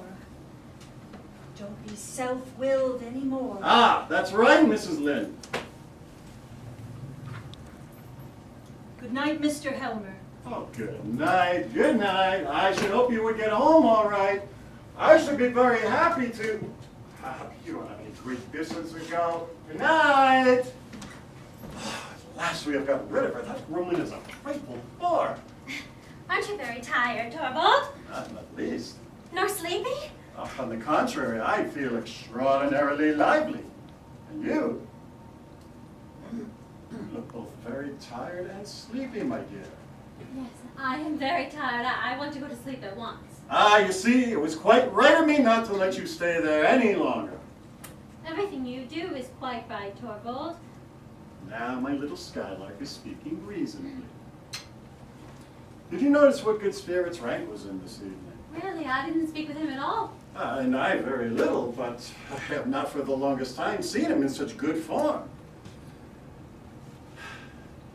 It is splendid that we can be at home together. Together with you, you fascinating, charming little darling. Don't look at me like that, Torvald. Oh, why shouldn't I look at my greatest treasure? All that beauty that is mine, all my very own. You mustn't say things like that to me tonight, Torvald. Ah, you have still got the tarantella in your blood, I see. It makes you more captivating than ever. Listen, guests are beginning to leave. All right, soon the whole house will be quiet. I hope so. Do you know why I am out at a party with you like this? Why I say so little to you and keep my distance from you and only send you a stolen glance every now and then? You know why I do that? It's because I make believe to myself that we are secretly in love, and that you are my secretly promised bride, and that no one suspects there is anything between us. Yes, I know very well your thoughts are with me all of the time. Oh, all the time, my darling. And when we are leaving, and I am putting that shawl over your lovely young shoulders and your beautiful neck.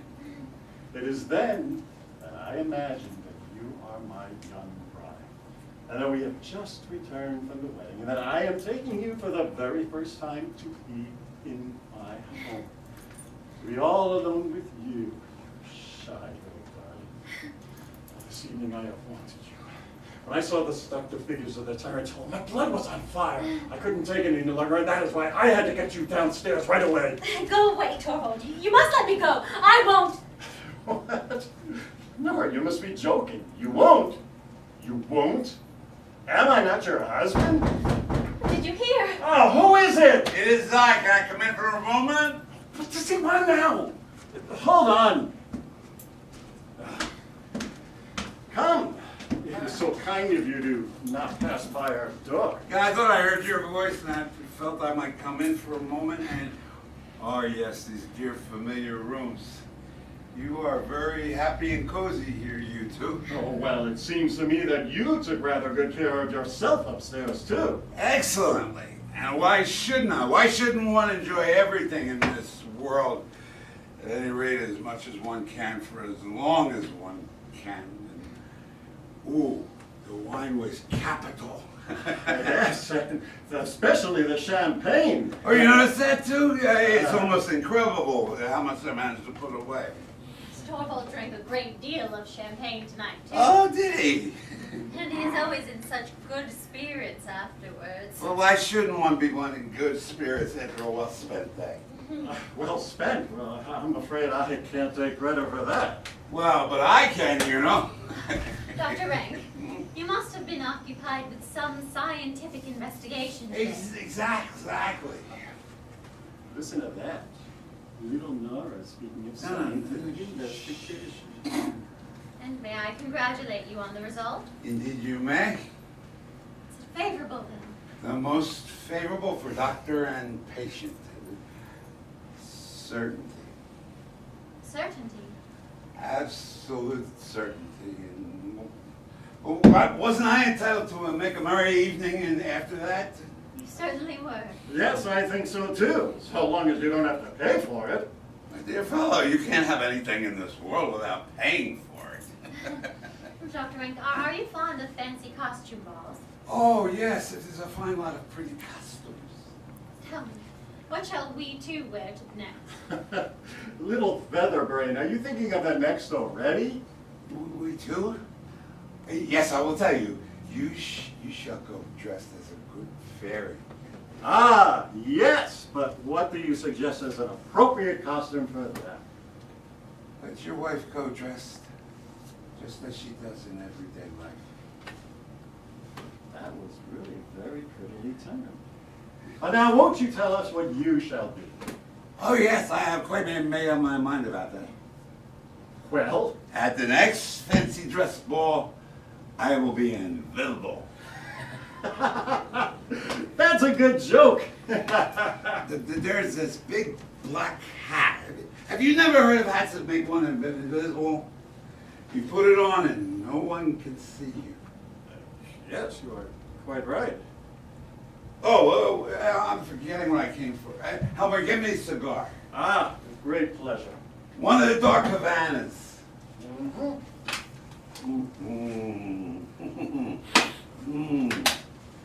Thank you. Well, now, goodbye. Ah, goodbye, goodbye, dear old friend. Sleep well, Dr. Rank. Thank you for that wish. Wish me the same. You? Well, if you want me to sleep well. Thank you for the cigar.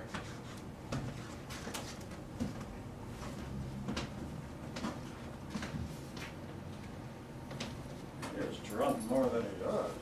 Maybe. Torvald, what are you going to do there?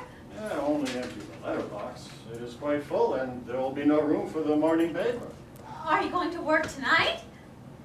You know quite well I'm not going to do that. What is this? Someone has been at the lock. At the lock? Yes, someone has. What can it mean? I should hardly think that a maid. Here's a broken hairpin. Nora, it is one of yours. Then it must have been the children. Well, you must get them out of those ways. There, at last they'll get it open. Helen! Put out the light over the front door. Look at that. Look what a heap of them there are. What on earth is that? Torvald, what? 2 cards of ranks. Dr. Ranks. The rank. They were on the top. He must have put them in when he went out. Was anything written on them? There's a black cross over his name. See here.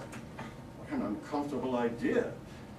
It's as if he were announcing his own death. That is just what he's doing. What? Do you know anything about this? Has he said anything to you? Yes, he told me that when the Clarks came, it would be his leave-taking from us. He means to shut himself up and die. Poor old friend. I should not have thought he'd be with us so very long, but so soon? So he hides himself away like a wounded animal. If it has to happen, it is best it should be without word, isn't it, Torvald? It's so grown into our lives. I can hardly think of him being out of that. He, with his sufferings and loneliness, was like a cloudy background to our sunlit happiness. Perhaps it is better this way. For him, anyway. Perhaps for us, too. We two are quite thrown upon each other now. I don't feel as if I could hold you tighter. You know that I have often wished that you would be in some terrible danger so that I might risk my life's blood and everything for your sake. You must read your letters. Oh, no, not tonight. I want to be with you, my darling wife. With the thought of your friend's death! Yes, you are right. has affected us both. Something ugly has come between us. Horrors of the thoughts of death. We must try and rid our minds of that. Till then, we shall each go to our own way. Good night, Torvald. Good night. Good night, my little singing bird. Sleep sound, Nora. Now, I shall read my letters through.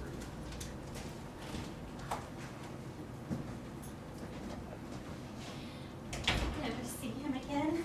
Never see my children again either. Icy black waters, the unfathomable depths. Goodbye, Torvald. Goodbye, my children. Nora, what is this? You noticing this letter? Yes, I know. Let me go. You must let me go. Where are you going? You shan't save me, Torvald. Oh, don't let us have any silly excuses. Torvald! Miserable creature, what have you done? You shall not suffer for my sake. You shall not take it upon yourself. Oh, no tragic airs, please. Now here you shall stay and give me an explanation. Do you understand what you have done? Answer me! Do you understand what you have done? Yes, I am beginning to understand it thoroughly now. What a horrible awakening. She who for 8 years was my joy and pride, a liar, a hypocrite, and worse, a criminal. The unutterable ugliness of it all. For shame. For shame! I should have suspected something like this would happen. I should have foreseen it all along. All your father's lack of principle has come out in you. No religion, no morality, no sense of duty. How am I being punished for having winked at what he did? I did it all for your sake, Nora. This is how you repay me? Yes, that's just it. How? You have completely destroyed my happiness. You have ruined all of my future. I am in the mercy of an unscrupulous man. He can do anything he likes of me, ask anything he likes of me, give me any order he pleases. I dare not refuse him. I must sink to such miserable depths because of a thoughtless woman. When I am out of the way, you will be free. Oh, no fine speeches, please. Your father always had plenty of those. Besides, what good would it do me if you were out of the way, as you say? None in the slightest. Horrible thought. He can make the affair known everywhere, and if he does, I may be very likely suspected of having been a party to your criminal action. People will suspect that I was behind it all, or even that I prompted you to do it.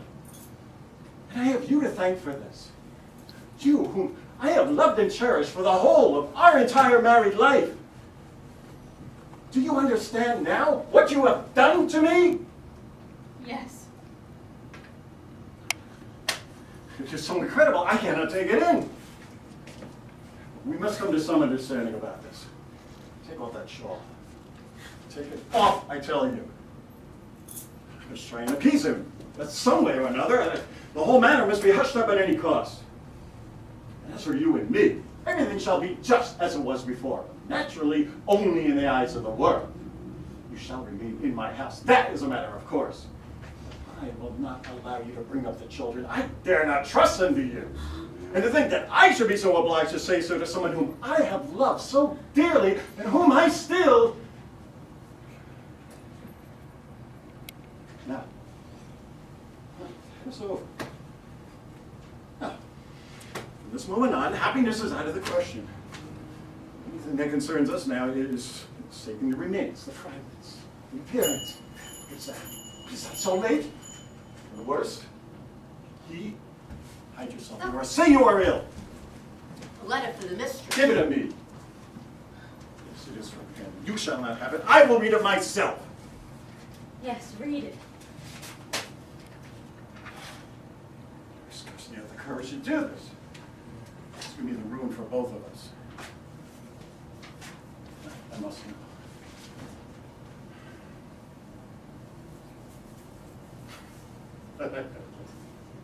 All right.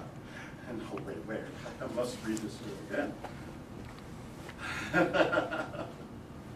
Yes, it is true. I am saved. Nora, I am saved. And I? Yes, you too. You too are saved. We are both saved. You see here, look, he sends you your bond back. He says a happy arrangement in his life. Who cares what it says? Nora, we are saved. No one can do anything to you now. Oh, Nora, Nora. No. First, I must destroy these hateful things. No, look. The whole thing, nothing more than a bad dream to me.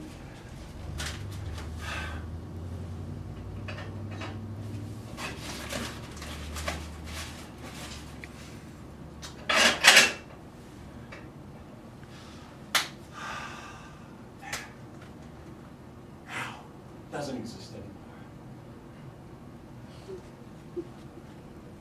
Oh, Nora, since Christmas Eve, you... These have been 3 dreadful days for you, Nora. I have fought hard these 3 days. I suffered agonies and seen no way out, but no, we shall not dwell on these horrible thoughts anymore. We shall only shout for joy and keep repeating, it is all over! Do you hear me? It is all over! Nora, you don't seem to understand that it is all over.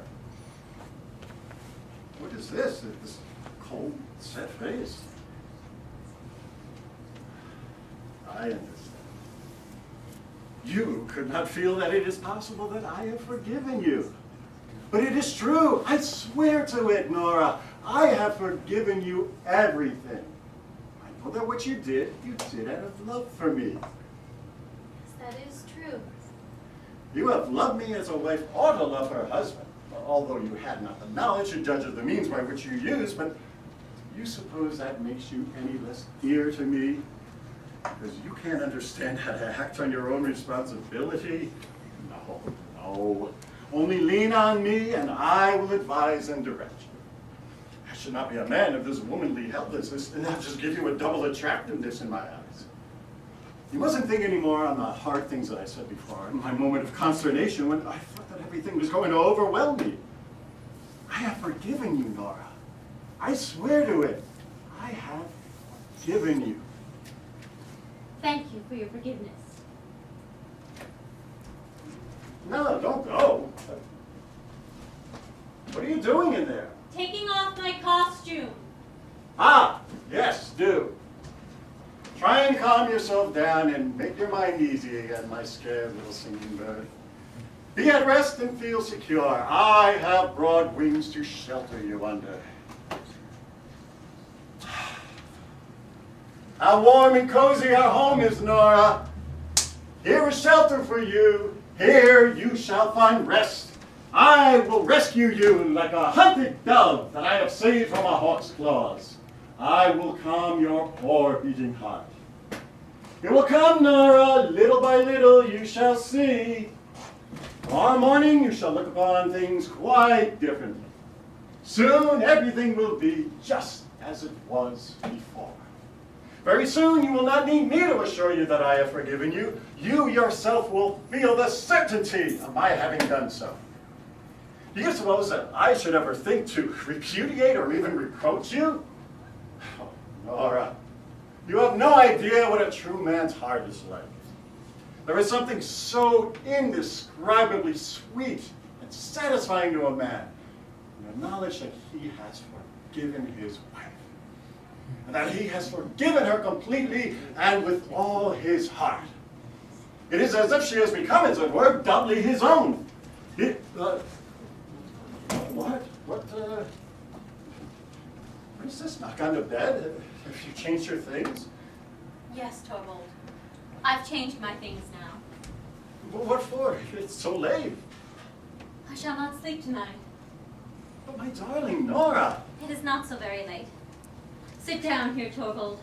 You and I have much to say to one another. Nora, what is with this cold, hard face? Sit down.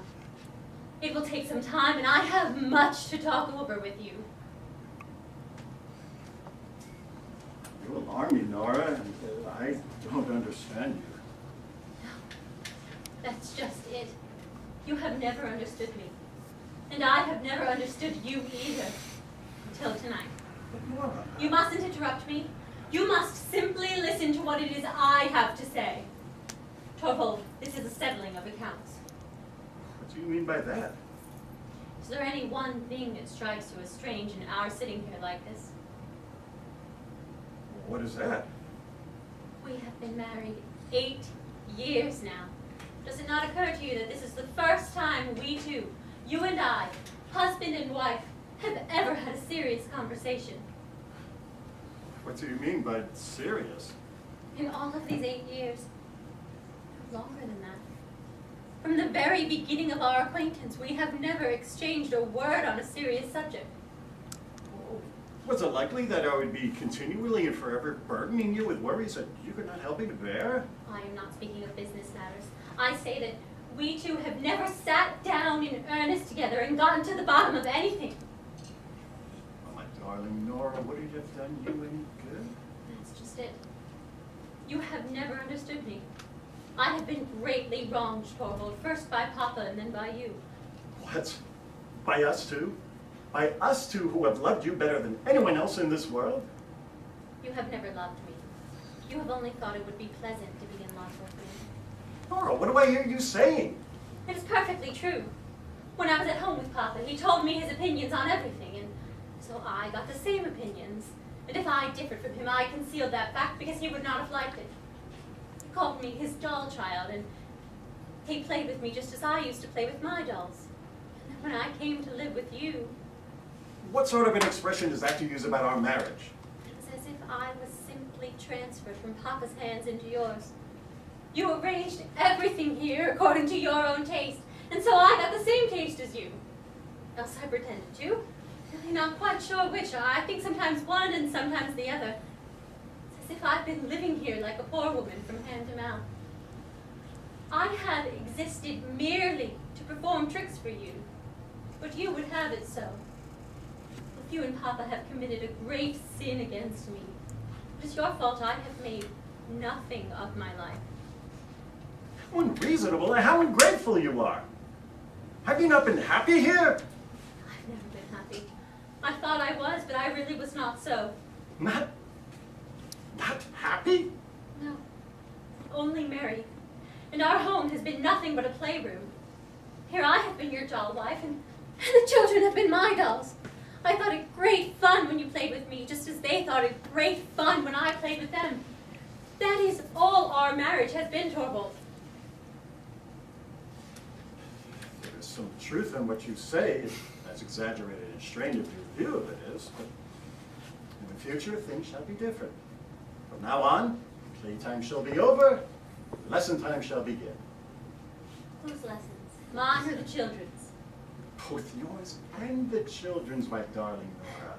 Alas, Torvald, you are not the man to educate me into being a proper wife for you. And you can say that? And how am I fitted to bring up the children? Nora! Didn't you say so yourself just a little while ago? You dare not trust me to bring them up? Oh, in a moment of anger, why do you pay any heed to that? Indeed, you are perfectly true.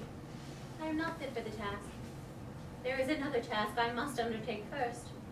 I must try and educate myself, and you are not the man to help me with that. And that is why I am going to leave you now. What do you say? I must stand quite alone if I am to understand myself and everything about me. And that is why I will not stay here any longer. Nora! Nora! I'm going to leave you now, and I am sure Christine will take me in for the night. You are out of your mind. I won't allow it. I forbid you. There is no use forbidding me. I will take nothing that belongs to you, either now or later. I will take only things that I brought from my own home. What sort of madness is this? Tomorrow I will go to my old home. It will be easiest for me to find something there. Blind, foolish woman! I must try and get some sense, Torvald. To forsake your home, your husband, and your children? And you do not consider what people will say. I cannot consider that at all. I only know it is necessary for me. Necessary. To neglect your most sacred duties. What do you consider my most sacred duties? Do I need to tell you what they are? Are they not duties to your husband and your children? I have other duties just as sacred. But you have not. What duties could those be? Duties to myself. For all else, you are a wife and a mother. I don't believe it any longer. I believe that before all else I am a reasonable human being, else I must try and become one. I know that most people would think you are right, and that views of that kind are found in books, but I cannot content myself any longer with what most people think and with what is found in books. I must think things over and try and understand them for myself. Understand? Have you no understanding of your roles in your own home?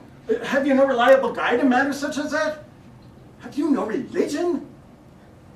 I'm afraid, Torvald, I don't know what religion is. What are you saying? I know only what the clergyman told me when I went to be confirmed. When I am away from all of this and alone, I will think on that matter too and decide if what the clergyman said was true, or if at all events it is true for me. This is unheard of in a girl your age. But if religion cannot set you straight, let me try and awaken your conscience in you. I suppose you have some moral sense about you. Answer me this. Why do you think you have none? I assure you, Torvald, it's not an easy question to answer. I only know that you and I look at it in quite a different light. And I am learning that the law, too, is quite a different thing than what I supposed. According to it, a daughter is not allowed to spare her dying father anxiety and care, and a wife is not allowed to save her husband's life. I can't believe that. You think like a child. You have no understanding of the conditions of the world in which you live. Maybe. But I need to figure out who is right, the world or I. You are ill, Nora. You were delirious. I almost think you're out of your mind. I have never felt so clear and certain in my mind as tonight. It is with a clear and certain mind that you forsake your husband and your children? Yes. So there is only one possible explanation for this. Whatever is that? You do not love me anymore. Yes, that is true. Nora, and you can say that? It gives me great pain, for you have always been so kind to me, but I cannot help it. I do not love you any longer. Is that a clear and certain conviction, too? Yes. Absolutely clear and certain, and that is why I will not stay here any longer.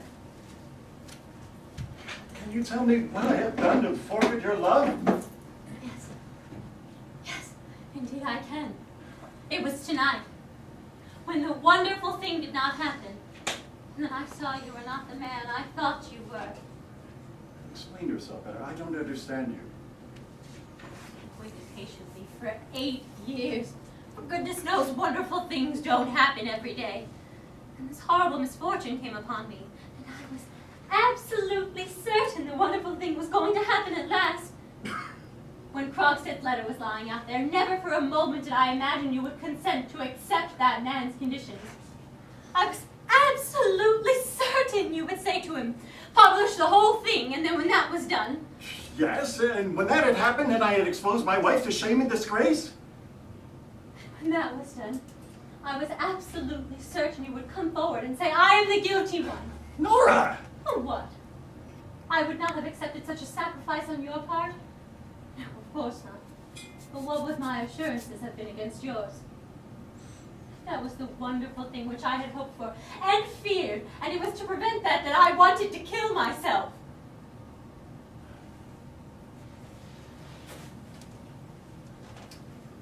I would gladly work night and day for you, Nora. I would bear sorrow and want for your sake. And no man would sacrifice his honor for the one he loves. It is a thing hundreds of thousands of women have done. Ah, you think and talk like a heedless child. Maybe.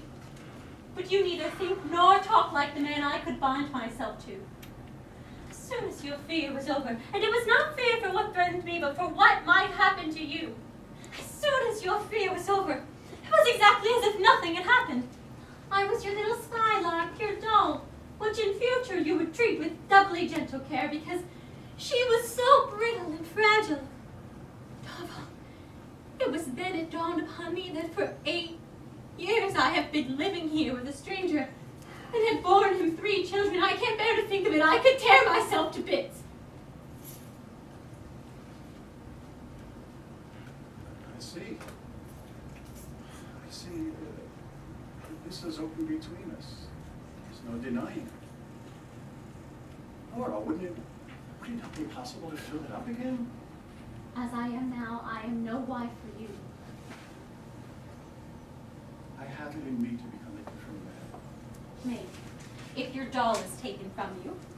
But to part from you, Nora, no, I can't understand that idea. That makes it all the more certain it must be done. No, wait, not tonight. No, wait until tomorrow. I cannot spend the night in a strange man's room. Can we live here as brother and sister? Oh, you know very well that would not last long. Goodbye, Torvald. I will not see the little ones. I know they are in better hands than my own. As I am now, I am of no use to them. Someday, Nora. Someday. Oh, I know. I have no idea what is to become of me. My wife can never be close with you. Listen, Torvald. I have heard that when a wife deserts her husband, as I am doing now, she is legally freed from all obligations toward her. In any case, I free you from all obligations. You are not to feel yourself bound in the slightest. There must be perfect freedom on both sides. Here. Here is your wingback. Give me mine. That too? Yes, that too.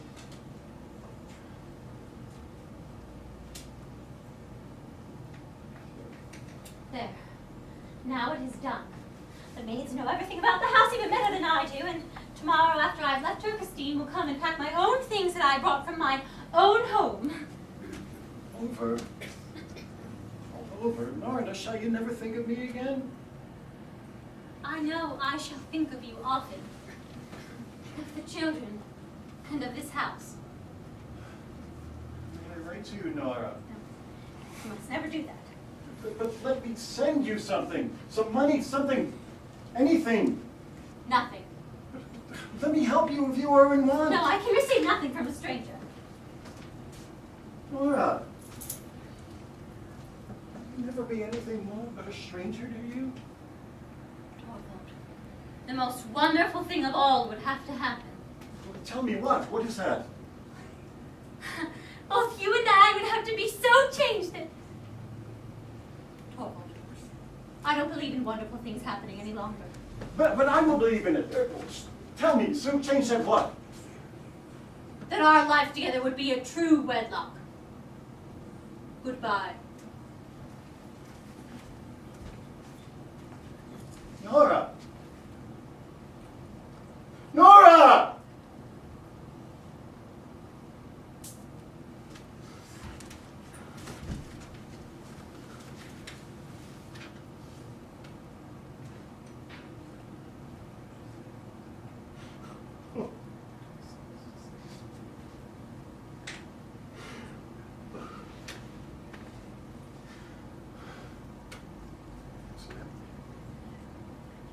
She's gone. Most wonderful thing of all.